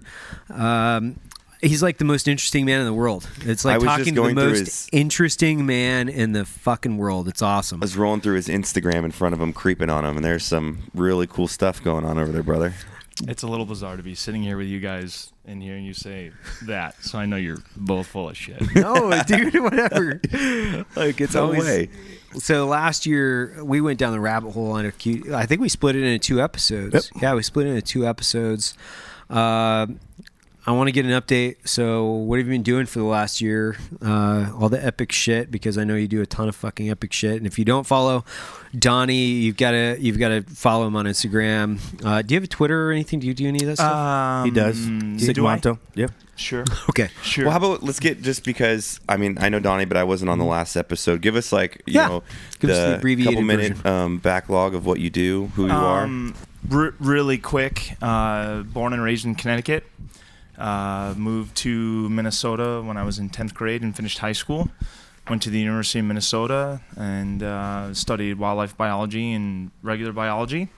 And worked as a research biologist for a few years. Studied tigers in Bangladesh, Pacific salmon in Alaska, and ruffed grouse in northern Minnesota. And then from that, I just started. It's bizarre kind of how it started, but I was doing hunts on my own, going up to the Arctic Circle and hunting, and then people just started asking questions around in the hunting community, like, where are you going, what are you doing? And I just started filming this stuff myself with a handy cam. And so the few-minute answer is the more stuff that I just kept hunting and doing, the more people were asking about what I was up to. And Kind of build a brand behind it too. yeah, I right? mean, this was not a plan at all. Like, you know, I was happy doing research and being in the field, and I've always, I don't come from a hunting family, but I've always been a hunter in my mind. Like, I don't even know how it began. I know that there's I have this book. I still have it in my office today, written by a professor, a literary professor out of Arizona named Jack O'Connor. He was a big time hunter. He had this book called The Big Game of North America, and it's a really cool big book. My dad got it as a Christmas present. It has a canvas cover, and when you open it up, it just basically goes over all the major species in North America. But there's a really cool painting at the front of every chapter. So it says Dall sheep, and there's a really cool painting of a Dall sheep. And so I just look at these paintings, and then I'd read the stories. And so before I even knew that I was making a cognizant decision of what I wanted to do. I just wanted to hunt. I didn't think about the future or my career or anything. I just wanted to be outside. And so biology gave me that ability. And I was an okay student, but not a great student in college. And so actually my hunting is what got me most of my jobs, just because they needed somebody that they could send out in the jungle or send out in the wilderness for 5-6 months by themselves. Don't die. Come back with some research. Don't die. Yeah, don't die and don't call us. And you're going to be by yourself. Yeah. Yeah. I'm good. And so that got me the door to be open. And then just through hunting, I met other hunters, and I met guys that had TV shows, and those guys wanted some footage that I was shooting for their TV show, and here I am. Do you primarily bow hunt or rifle or bow? Like 99%. I've killed a moose with a muzzleloader. Whoa. Which was kind of cool. Like a modern muzzleloader or like full on like a ramrod? A modern muzzleloader. Yeah, and it was still a riot, but it was fun. And then I killed a sheep in Russia with a rifle because they wouldn't let me bring my bow. Okay. At that time, silent weapons were illegal in Russia. God. In Russia. What? Silent. That's what they That's call a thing? silent weapons. Yeah. In Russia, Wouldn't they that have be a rules? bat too? Can't bring any bats. Yeah. But, Hammers. Yeah, hammers. That is weird. I think they're probably going after suppressors, right? And just a bow happens to fall under that Yeah, category. probably. Russians are crafty, man. You don't know they can do some weird stuff with things. I want to know what have you been doing, man, for the last year. I mean, I watch your Instagram, so I know you've been all around. Like, where are you at right now? Where have you been? What have you been up to? Just hunting. I mean, we did this podcast the same time last year and shot, and then just were business stuff in the spring, working on a lot of client work through Sick Manta, our production company. And then once August hits, it's just in the tent. So between August 15th this year, I think I left. Basically, it's August 15th through Christmas Eve. And just basically, I think I counted this year just because I was curious, but I showered 5 times between August 15th and November 15th. It's pretty much like Jared, our business partner, but he's not hunting. Do you just have like 9 freezers full of meat at your house? I donate a lot of it to family and friends, and then if I'm super remote in the wilderness, I'll donate a lot of it to a native community or whatever. There's always elders that have the inability to hunt anymore, or they have something that they really enjoy eating. Like from one time I was in British Columbia, and there's a little old lady, she loves stone sheep, and I'd arrowed a stone sheep, and so I gave her all the stone sheep meat. That is phenomenal. Just freaking out. Oh, freaking out. And then I did a goat hunt right afterwards, and I killed my goat on the first day of the hunt. So I'd been gone probably 4 days, 2 days to hike in, 1 day to kill the goat, 2 days to hike out, so maybe 4 or 5 days, and she already had it gone. It was gone. Really? Yeah. Just charged through it? Yeah, her and her family just That's one of the things that's super rewarding for me is, I shot my elk this year in Utah, and, I got it processed and rolled by the office, and I gave everybody elk meat. Yeah. And everyone was like, "Oh my God, this is so awesome!" And it's like there's just something really rewarding sharing that. It is. It's one of the greatest aspects. You could probably speak to it better than me, but I think a lot of people don't know when people go out and trophy hunt and do a lot of other things. It actually supports the local community monetarily quite often, and then also by donations of the meat to the local tribes or the communities, and like they don't have the option to feed off that kind of meat. So yeah, I mean, there's a lot of give and take. Just traveling there and. I mean, there's definite economics that come into the, through hotel stays, through buying tags, you're contributing money to the state, things like that. But, as a hunter, it's also like a lot of people have this misconception that, oh, you're just going to the Northwest Territories, you just want to shoot a monster caribou or something like that. But I think way more guys that just have an extreme wherewithal, they just want to see the country. Right, like I've had people kind of get down on me sometimes saying, "Well, I enjoy learning about our ancestry, right, and where we all come from. Basically, an original 31 society of hunters and gatherers. 100%, 99%, 98% of people on Earth today have come from a hunting and gathering background. So there's a lot of hypocrisy right now, and there's a lot of misinformation, and so people think that, back in our ancestry, people would just hunt where they lived, right? We hunted and gathered. So you would just travel with your clan, and that's where you would hunt. And this idea of traveling and hunting is gross and barbaric to people now. But really, it's just an adaptation of time, right? We now have modern travel. We now have airplanes. And so it's, yes, our ancestors couldn't do it, but it's pretty cool that we can go to the Arctic Circle and see the Arctic Circle and hunt as though we were from that clan or tribe. And then we can go to Nevada and we can go to Alaska and we can go to Iowa and we can try and see all these things. And that's far more than chasing a set of headgear or hide or meat. Is just inserting yourself into that habitat, that culture of people, and then just engaging with it on all aspects, including bringing money to the community. I love that. Do you have like a running toll of how many animals and states that you've killed? Have you like logged up one in all 50 states? No. Oh no, not even close. Not even close. But I tend to, some guys do that. Some guys like chase everything and they just want to, it's almost like, almost becomes like a checklist. Yeah. To them.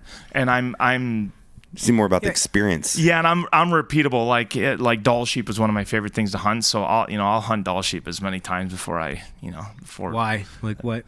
Just being in the mountains, like waking up on the tippity top, and just seeing the clouds and the rain, and it's super physical to get there. And so it's just your legs are burning, your shoulders hurt, the packs are full. It's extreme, scary, cold, wet, miserable. It's expensive, and then and there's guys that can afford the tag and can afford to do it with a guide.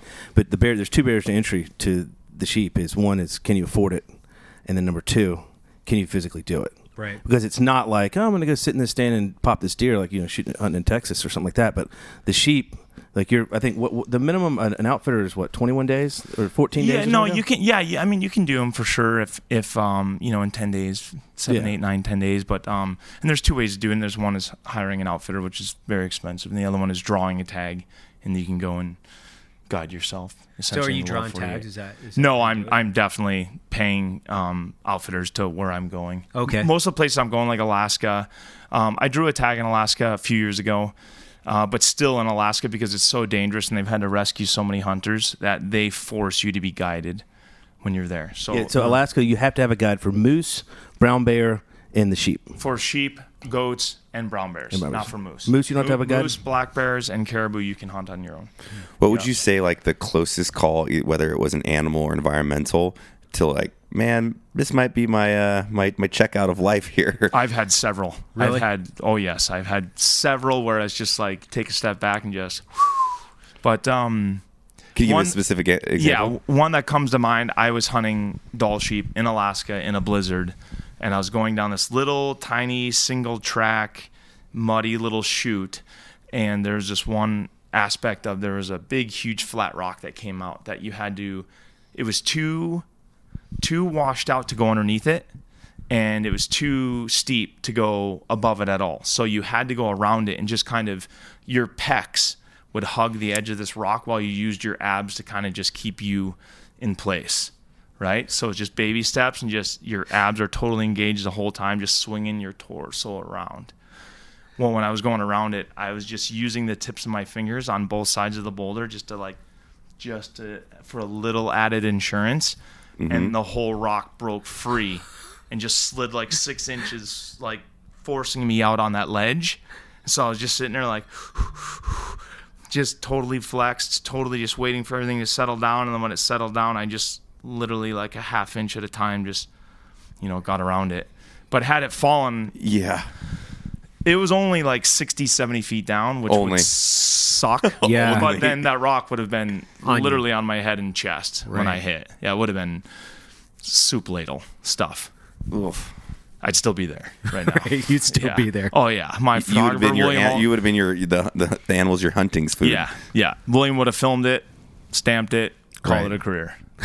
That would have been that. Yeah. And then I've had a couple of bears, that nothing that's touched me or anything, but they definitely a couple have gotten my attention, been surrounded by a couple of packs of wolves, which sounds sensational, and it is, but it's not scary in the least. It's just, if you watch it, if you experience it and you don't know anything about wolves, it can be really scary to have 10 wolves around you. But why isn't that scary? Because were you not worried that the wolf pack would just start ripping you they're apart? just not. They just don't do that. You're not part of the food source. Yeah, they just came in to check you out. They're definitely hunting you for sure. I had a wolf biologist yell at me for saying that in a podcast, but yell at you for saying that they're not hunting or hunting you? for hunting me. Okay. She's like, no, they're not. They were just checking you out. And they are, totally. But the reason they're checking you out is they're looking at all yeah, are available you food food? sources. Yeah. Yeah.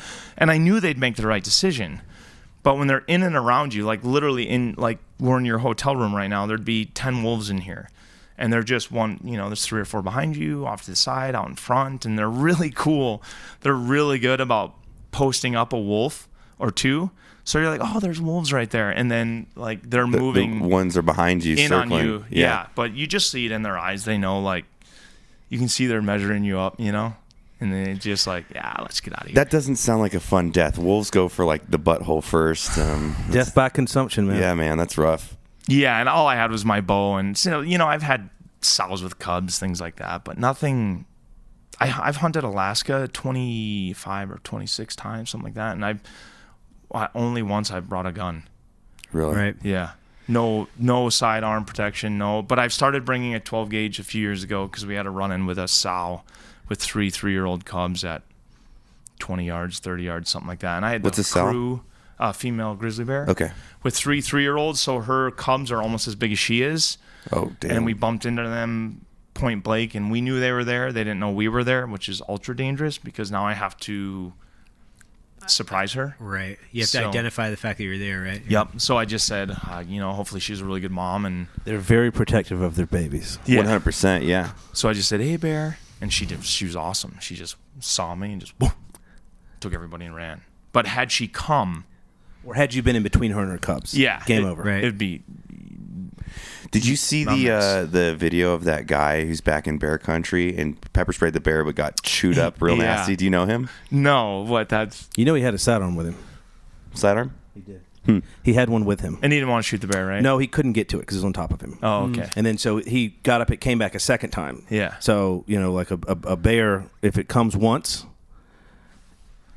if it comes again, it's coming. It's not going to mock or bluff towards you. Like if it gets so after your ass one time and you escape and get away, and it's coming back, like it's coming. kill mode. It's coming again. It's not going to bluff. Yeah, again. they feel the need to eliminate the threat. So that's why they say play dead, because you're not going to kill a grizzly generally. And like everyone that I put faith into, everyone that I give street credit to, I don't know a single guy that carries a sidearm for bears. Like. What about like almost bear never ends spray, well. or do any of those guys That's carry spray? far more. Yeah. Yeah, that's either a large Why rifle. is that? Because It's just not a very applicable weapon when it really is going to come down to it. You're really not shooting the bear until it makes contact with you, until it's actually physically impacted your body. If you shoot them, because oftentimes they'll stop at 2-3 yards.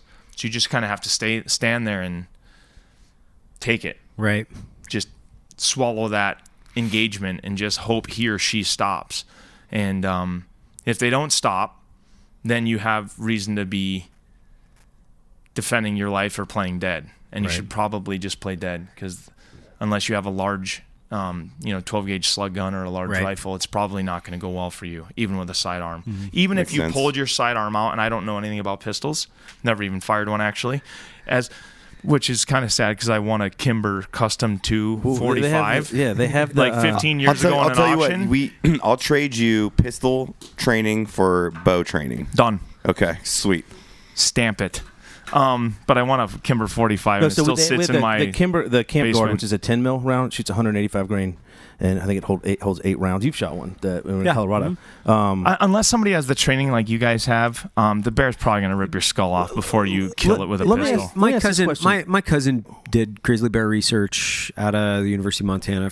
He was part of the Genome Project. Sure. And I talked to a couple of his friends on that project, and they were all on the same sheet. They're like, spray is like the best deterrent, the best thing that you could carry, just statistically, because you're exactly right. Like most people don't have the training in order to put those rounds on target in a time of stress. I mean, you're in sensory overload at that point. So, getting a high caliber pistol out while, you're trying to defend your life against, what's an average grizzly weigh? 800. Yeah, I mean, pounds? a brown bear is going to go at 800 to 1,000 pounds. Grizzly bear is going to be 450, 500, 6. So humans don't not a scare rational. me, but bears are terrifying. It's not a rational thing for people to think that they're going to be able to defend themselves with a pistol. But a spray puts a big cloud right out.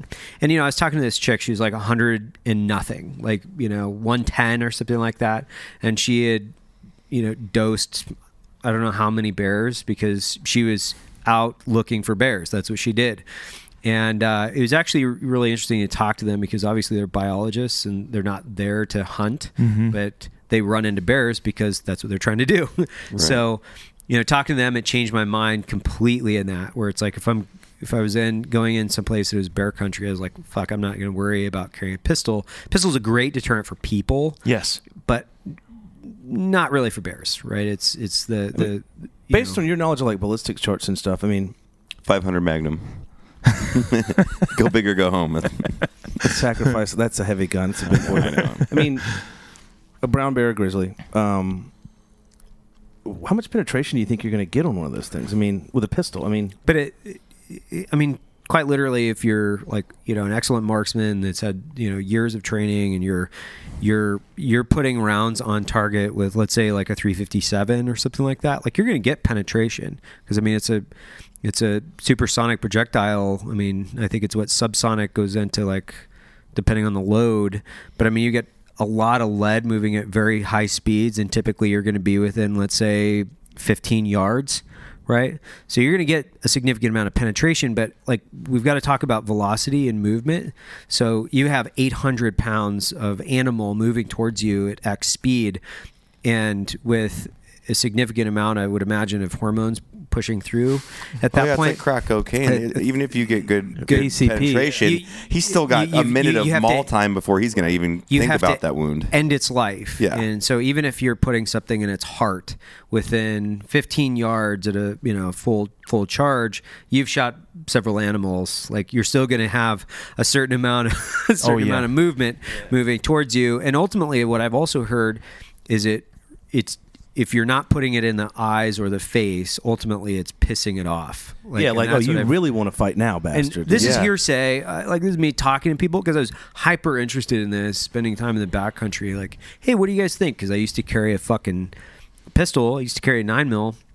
And, first of all, 9mm versus bear, it's never going to work. Well, in your hands, that's a different story. Like, it is, but I'm talking about putting headshots in a bear with a skull. What's the skull thickness of a grizzly bear, Donnie? Oh, right between the eyes, it's really thick. It's probably, I don't know, at least, not quite a half inch or whatever, but it's gonna be dense. There's been plenty of bullets that have skipped off there. You'll see in our new film, we shoot a bear there at point blank range with a .338, and the bullet doesn't go through the skull. When I shot a pig at point blank, wow. Well, I shot a full pig at point blank range. Like, we were getting ready to harvest it out in the field, and that's exactly what it did. The round glanced off its skull, and the fucking pig busted out of the pen, and we were like popping rounds at it, trying to shoot this fucking horror. Like, it was actually a really bad experience for this animal. Like, it was a really bad experience because you had a bunch of people that didn't quite understand what to do once the round didn't go through its fucking head. It's supposed to be dead. And so you're like, but it's supposed to be a pig, and this is supposed to work because it works in the movies, right? Like, no, it didn't fucking work.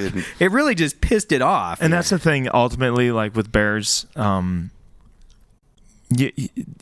variables are too great. Yeah. Right? There's too many, and you don't want to shoot a bear unless it's called defense of life and property. Really, you don't want to shoot a bear unless it's touching you. There's going to be a full-scale investigation, and hopefully you killed it for the right reason other than just being fearful.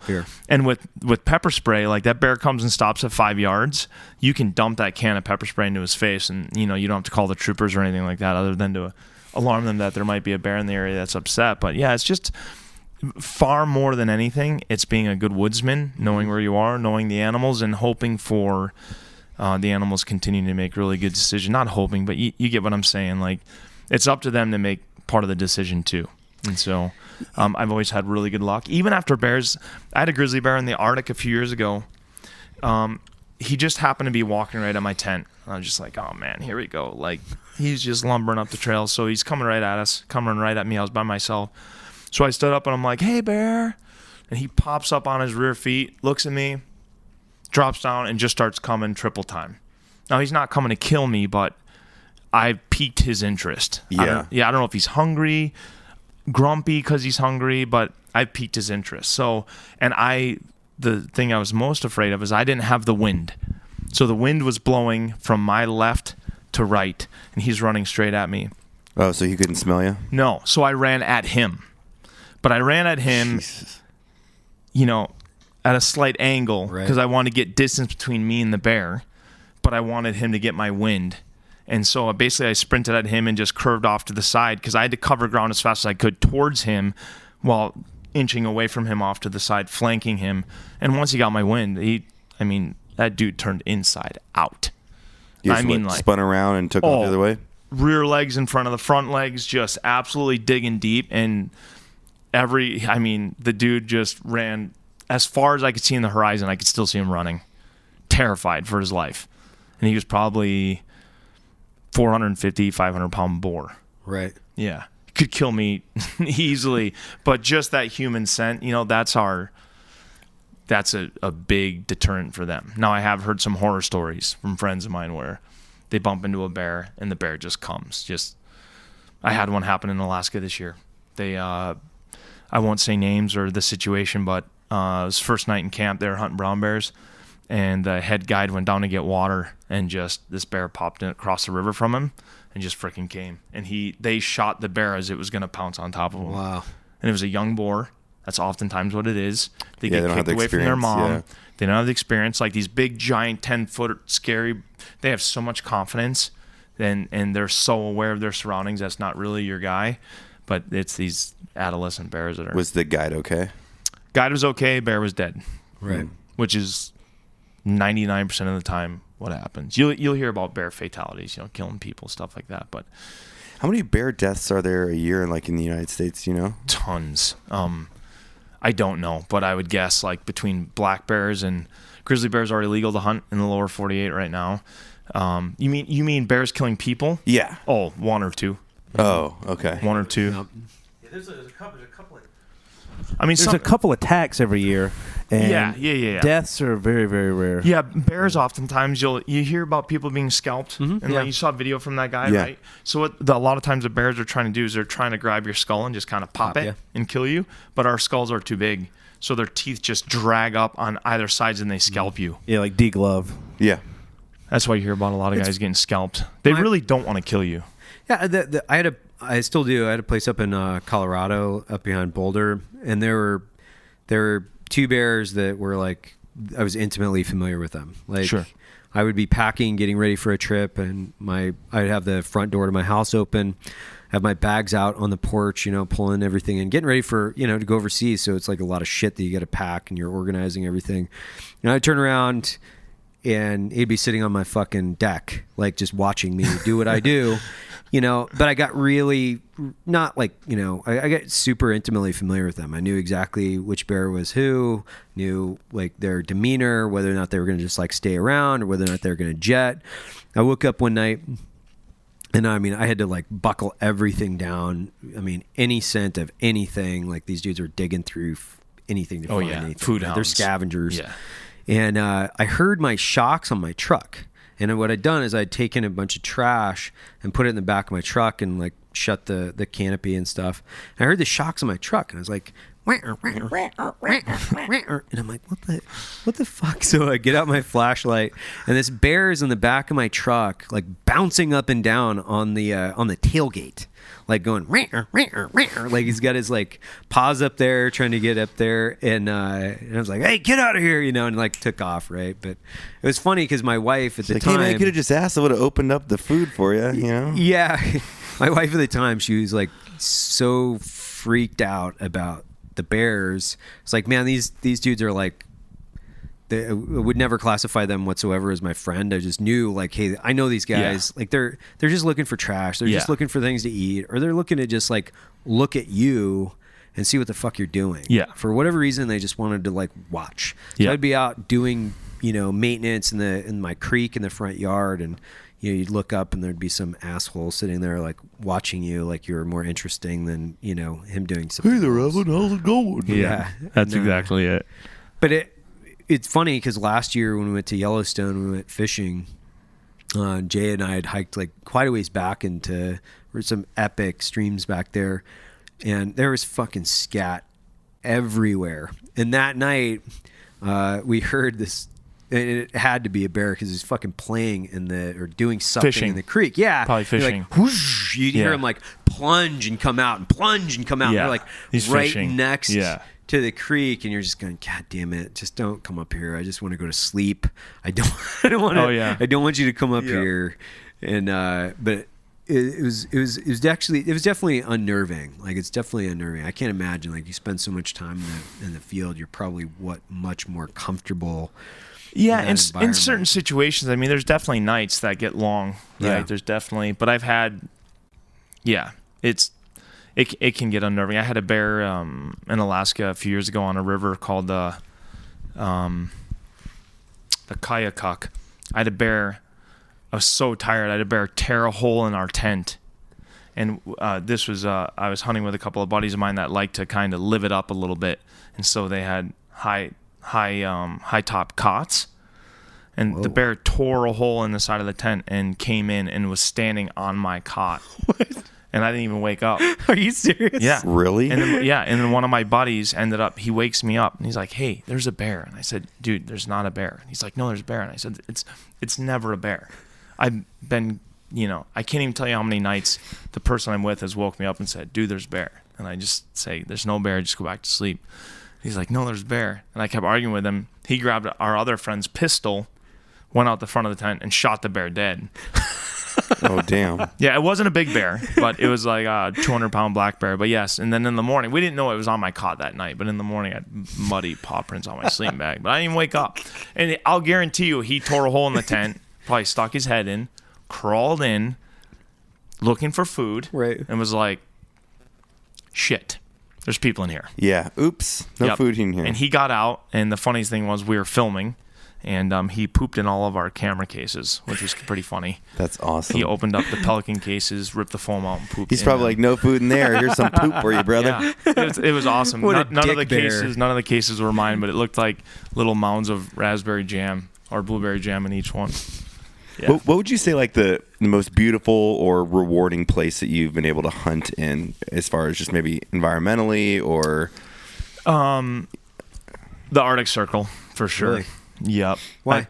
It's so wide open, and you have massive bull moose and massive herds of caribou, and that's one of the coolest things to see. Just caribou migrating, right? You're just sitting up there, and you see all these different rock formations from where the natives used to hunt, and just watching the caribou come through, and the moose and grizzly bears and wolves. Like, sitting at night, you're sitting in your camp at night, sun is just set, northern lights are coming out, wolves are howling, it's just incredible. Really incredible. That's phenomenal. How do you do it, man? Like, how do you balance what you're doing for a profession and your home life? Like, being gone a lot has to, like, pay a toll. Yep. How are you balancing that? It's hard. It's hard to just visualize, your family and friends at home, and sometimes it's really hard because this has become a job. Right. And I don't mean that in a negative sense. A lot of guys warned me, a lot of my friends warned me when I first started doing this, like, don't do this. You're going to start to hate hunting. Because they had friends that had TV shows that just started, the current TV shows that absolutely hate hunting, but it's now their job. And I never wanted to go down that road. That's why I just wanted to make films how I wanted to make them. And but sometimes when it's not going well, like, I'm just not finding the animals or the animal that I'm looking for, and we're putting in major miles, and we're dehydrated, and we're hungry, and then your family's at home, and there's some long nights in the teepee. Right. Long nights, yeah, and sometimes it's like you start feeling those long nights 5, 6, 7, 8 days into a 30-day trip. Right. And there's no getting out. There's no calling it early. There's no one Right, coming to get right. you. You're there. You're there. Yeah, that's that. And so, but it's a balance for sure. And you have to have confidence in your family at home, and have you'll see your friends when you see them. And I'm not complaining by any stretch of the imagination, but a lot of people come up to me and say, "Oh man, you have the dream job," and I do absolutely love what I do. But if they had any idea at all what it takes. It's not going hunting with your buddies. It's not going fishing with your buddies. It's not, hey, let's go into the backcountry and caribou hunt. You go that way, I'll go this way. If we're successful, great. If we're not, great. We'll grab a beer at the airport on the way home, and this has been an awesome, it's almost that cool, but yeah, you're applying business to it, so the expectation is success, and if you don't find success, then that's your livelihood as far as the creation of content around the hunt and everything, and then creating good content, right? Like the guys that I work with, my team, they're stupidly talented. I would not be anywhere without them, and I far more than just me by myself. Like just having the musicians that we work with, the photographers that we work with, the editors. I say editors, musicians, and photographers. There's one of each. We're basically a crew of 4, but these guys just bleed for this stuff. Like our new film, I was just watching it yesterday. Stuff that we're editing together, and it's so stupid good.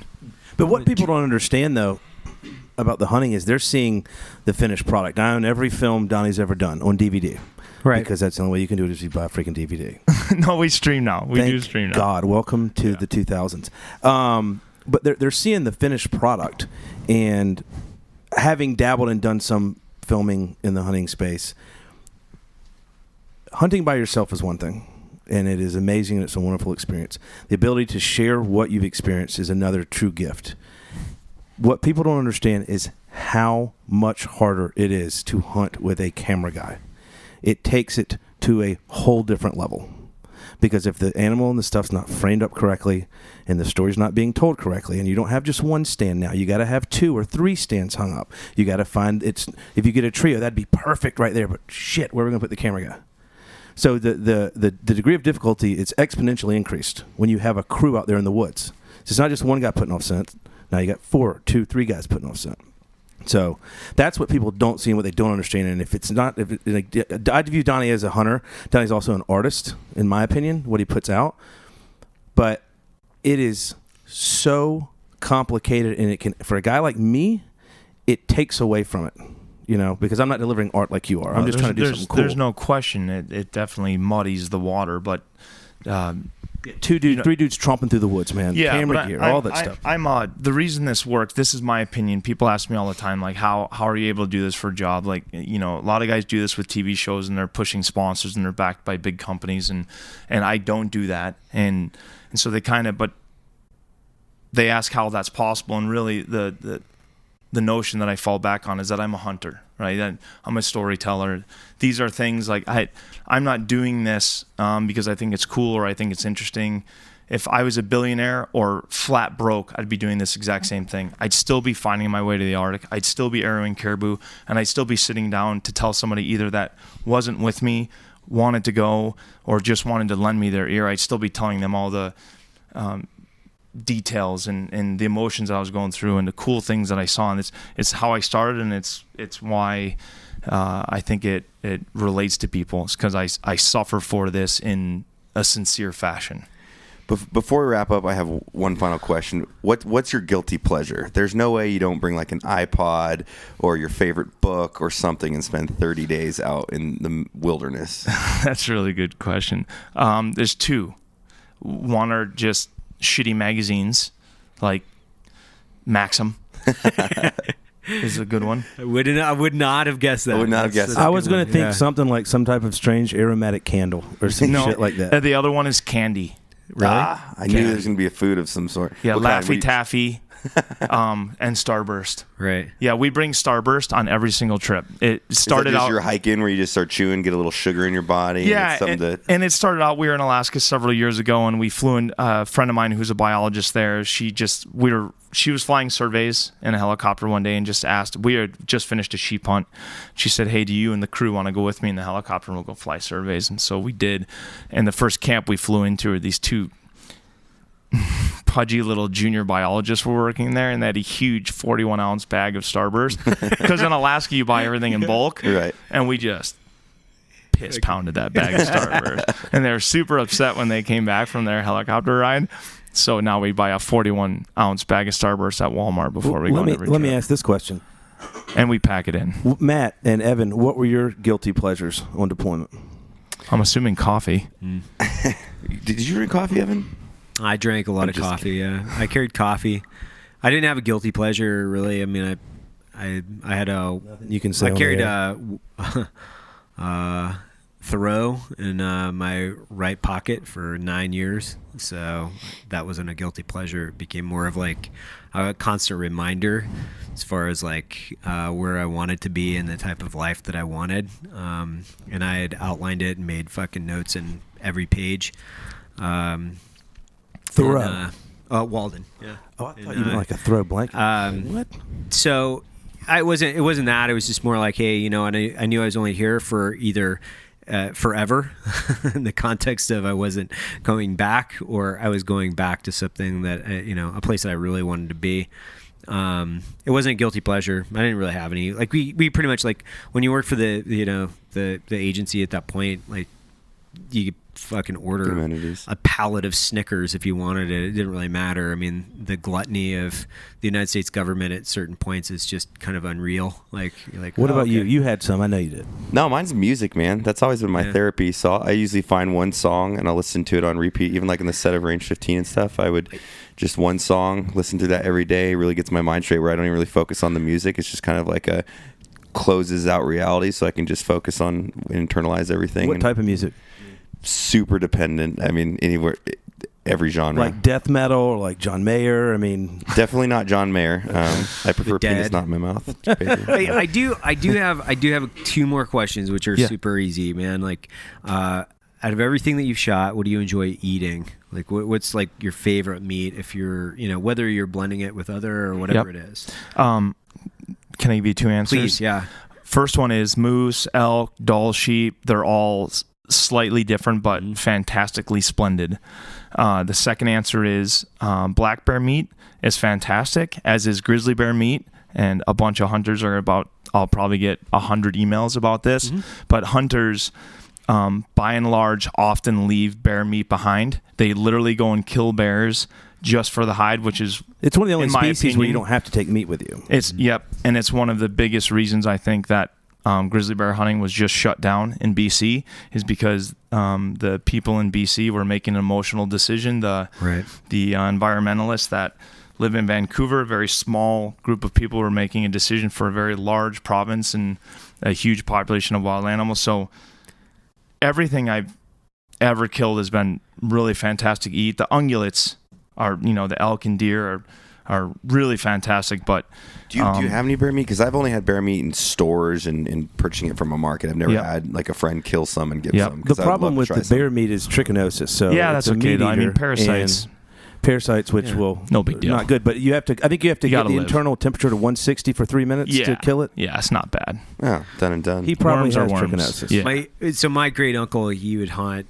Like he hunted every day. He died at like 87 years old. He was in Boone and Crockett. Wicked. And he had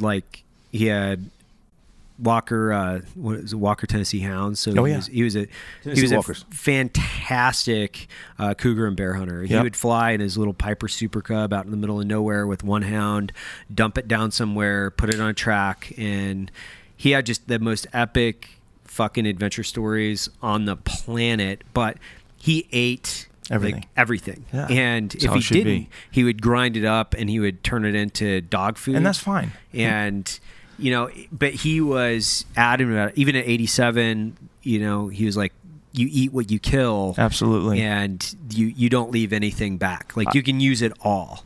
I got an argument with a buddy of mine last year. We were in BC, and I'd killed this big black bear, and we cleaned it out. And after I had brought the bear meat to a processor to store before we were flying home, he's like, "Are you really going to eat that?" And I said, "Yeah, absolutely." And he's like, "It's not edible. It's disgusting. They eat rotten fish and all these things." He's going on. I go, and I was coming up the next year.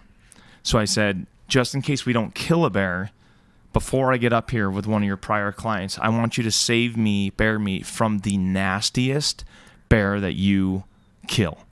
The nastiest bear you can find. And they had killed a boar that he knew was somewhere around 15, 16, 17 years old. The thing was nasty. They skun it out. The meat the fat was yellow. It was slimy. It stunk. It had been eating fish beer. Yeah, I'd been living on fish, and so I got there, and he's like, "Here you go." He kept it in the cooler. He's like, "Here you go." Gave to me this hind quarter in a garbage bag. We cooked it that night for everyone at the lodge, and they just hammered it, man. Really? Just hammered it. I mean, and there's not that this is. I'm not making a distinction here, but there's probably a half a dozen really pretty girls there, and they just were like dogs hammering this stuff seconds, thirds, just like pounding it. So what kind of meat is this? You're like, it's 17-year-old bear. Yeah. So then he started coming up with all of these.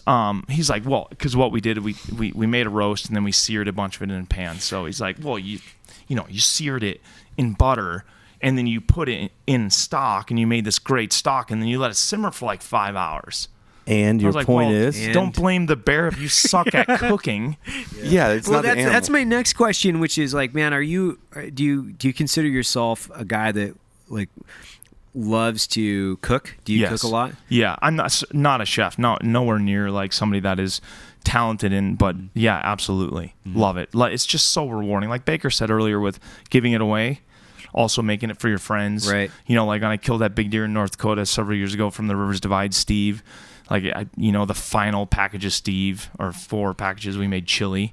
So we had a little eating Steve party. I think it's awesome because I love cooking for like friends and family come over. It's one of my favorite things to do. But then it's even better when I've killed the animal and then you harvest it, processed it, and then here's the sausages or whatever steak that I cooked, but I killed it. It's super rewarding. And all of this is under fire right now, and it just blows my mind because 13,000 or 15,000 years ago, agriculture was invented, and when it was invented, we stopped wandering around. And when we stopped wandering around, we can now afford to have more than one child. So we started raising bigger families. And this perpetuation of overpopulation and storing our excrement in one location started. And once that clock started, we've never been able to look back. Right. But all these people now in New York City and LA and all around the world that don't understand what we do think it's so foreign and so barbaric, yet it's their very beginning. And it's only through laziness, complacency, and someone else doing the killing for them that they're able to sustain their life. And so they have no problems waltzing down to Starbucks and getting something. And even people that claim to be vegetarians or vegans, I got news for you. Hundreds, millions, thousands of acres of land are being turned over so you can grow your crop. Right. Tons of fertilizers and phosphoruses are dumped into the land, which find their way to the sea and create these huge hypoxic dead zones. I mean, there's nothing that comes without a footprint. Nothing. And so it's just... And that's interesting because like the Sumerians, right, when we look at Mesopotamia and literally like an entire what's called organized civilization, and the reason of its demise was because of what you just explained. So when I hear, and I've talked to vegans and vegetarians, it's like, you guys are dismantling our ecosystem by harvesting animals or being meat eaters, and it's like, hey, do you guys understand that like entire civilizations were destroyed because of non-crop rotations, and then basically it was like salination or something like that. Overgrazing and stuff like that. And it's just destroying of soils. And it's just as detrimental. It's the gluttony and the growth in the gluttony that is actually perpetrating that. So that's right. And it's funny because when you said that, it's such an interesting perspective because people, they're saying, you guys are fucking barbarians by doing this. It's like, yeah, but ultimately, if you're going to call me a barbarian, like the Neanderthals were fairly advanced, specifically related to any other. If we want to go and have that argument, you could say, well, I'll take that as a compliment, I suppose, right? And that's what it is. It's just people that have misinformation and they're resting their laurels on things that they have this idealization of what's going on in the world, and they think that they are living their life, and they just don't have an influence from somebody that has a positivity with the outdoors and is engaging and contributing. And really the only way that we're going to save anything is the only way is to knock down the human population by a couple of billion, but we know that's not going to happen yet. something's going to have to do that for us. But until that happens, like the more we can engage with the wild, the more we can, restore habitat and conserve and engage with these animals and give back. And same with agriculture. It's the same thing. Like supporting sustainable practices, supporting responsible farming, ranching, and all these things. It's like trying to make better decisions. Even if it's a balance, and any balance that is required within society amongst humans and business and sports or whatever, it's also required within wildlife and nature. And if you try to we spent, I don't know how much money trying to eradicate wolves at one point, or buffaloes and stuff like that. And if you look at how fragile the ecosystem is in the hierarchy of species and whatnot, when you start manipulating one, it affects everything, and a lot of people don't realize that.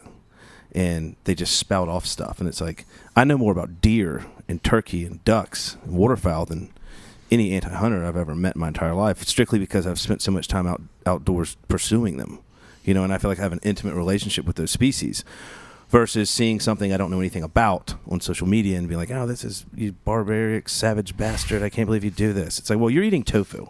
Tofu, you say it comes from soy. There is so little, a soybean and the end product of tofu, they have virtually nothing in common. Yeah. It's a white square. For all the actual people that eat meat, where can they find you on social? Some of the movies and TV that you've done. One more. Sorry, I got one more. Sorry. So this year, man, what do you got? Like, what kind of epic shit do you have planned for this year? You mean hunting or film wise? Anything. So we're finishing up a big film project right now. The film will be launched in February, maybe early March, something like that. And I was just working on it yesterday, and it's really sick, and I think it's going to be.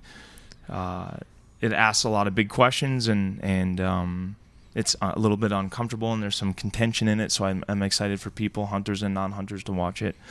And then I have another film that will be coming out later in the year. But as far as filming goes, I'm actually going on, and I have questions about this myself. I'm actually hunting mountain lions for the first time in British Columbia in a couple of weeks. And I've never had any desire at all to hunt mountain lions, just because they do run them with dogs, tree them, and shoot them. And so it's never been something that I've wanted to experience. However, I want to go and film, and I don't know if that I'm going to kill one, but I want to go and film the relationship between the hounds and the cat. Yeah. I want to film it kind of in the regard of,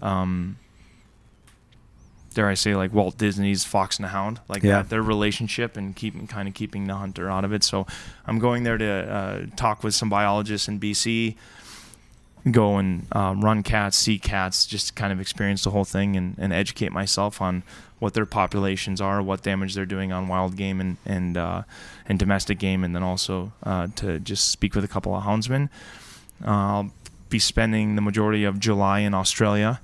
In the Northern Territory, just filming. I have a really beautiful piece that we've been constructing from a hunt that we did there with some Aboriginal guys hunting Asiatic water buffalo. Wow. And so I just want to go back and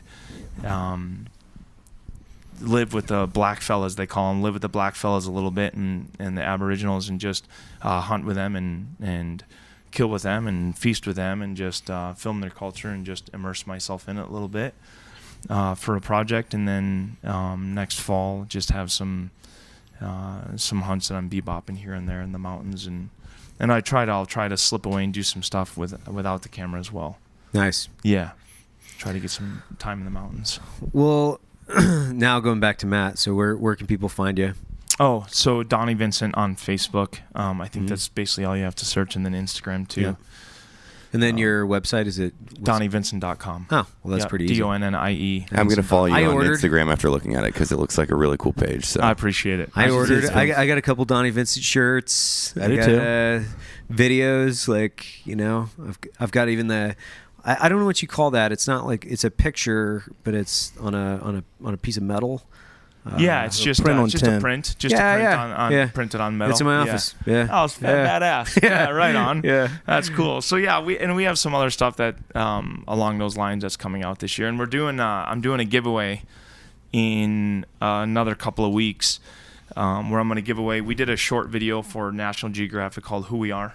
Why I lay out, why I hunt, and so I'm going to give away the bow that I used in that film, and then I'm going to give away basically like my whole gear kit, my but brand new stuff. My TP, my stove. That's awesome. Then a custom knife. There's a custom knife builder out of Florida named David Maple. He'll murder me for mentioning his name on this. But if you guys, I don't know if you guys are knife guys, but this dude's knives are, and I'm not talking about works of art. I'm talking about so stupidly sharp, and they say stay so stupidly sharp. It is like you touch a deer with it and it just opens them up like a zipper. It is unbelievable. He handcrafts each one, beats it out of red hot steel, and he used to be a farrier for horses. Oh, wow. And he can't do that anymore because it broke his body down, so now he basically uses those techniques to make knives. So I'm going to give away one of his knives. I do a lot of work with OtterBox. I'm going to give away some of their new adventure coolers. Even though I don't work with Sitka Gear, I have a lot of friends that are at Sitka Gear, and so they sent me essentially like $5,000 or $6,000 in Sitka clothing because they don't want the dude to be naked. So I'll send that stuff off and a few other things. But I'm basically going to give away this huge kit. So awesome, it's awesome to one dude. So but that's what we got going on. Fucking awesome, man. Like, I appreciate it, you guys. Favorite interview. You know, Rad. I could sit here and talk to Donnie for like 2 hours and just like pick his brain, but we got to move on. We got our interview like waiting, ready to go. So thanks a lot, man. Thanks for coming on the show, brother. Thank you enough. Appreciate it.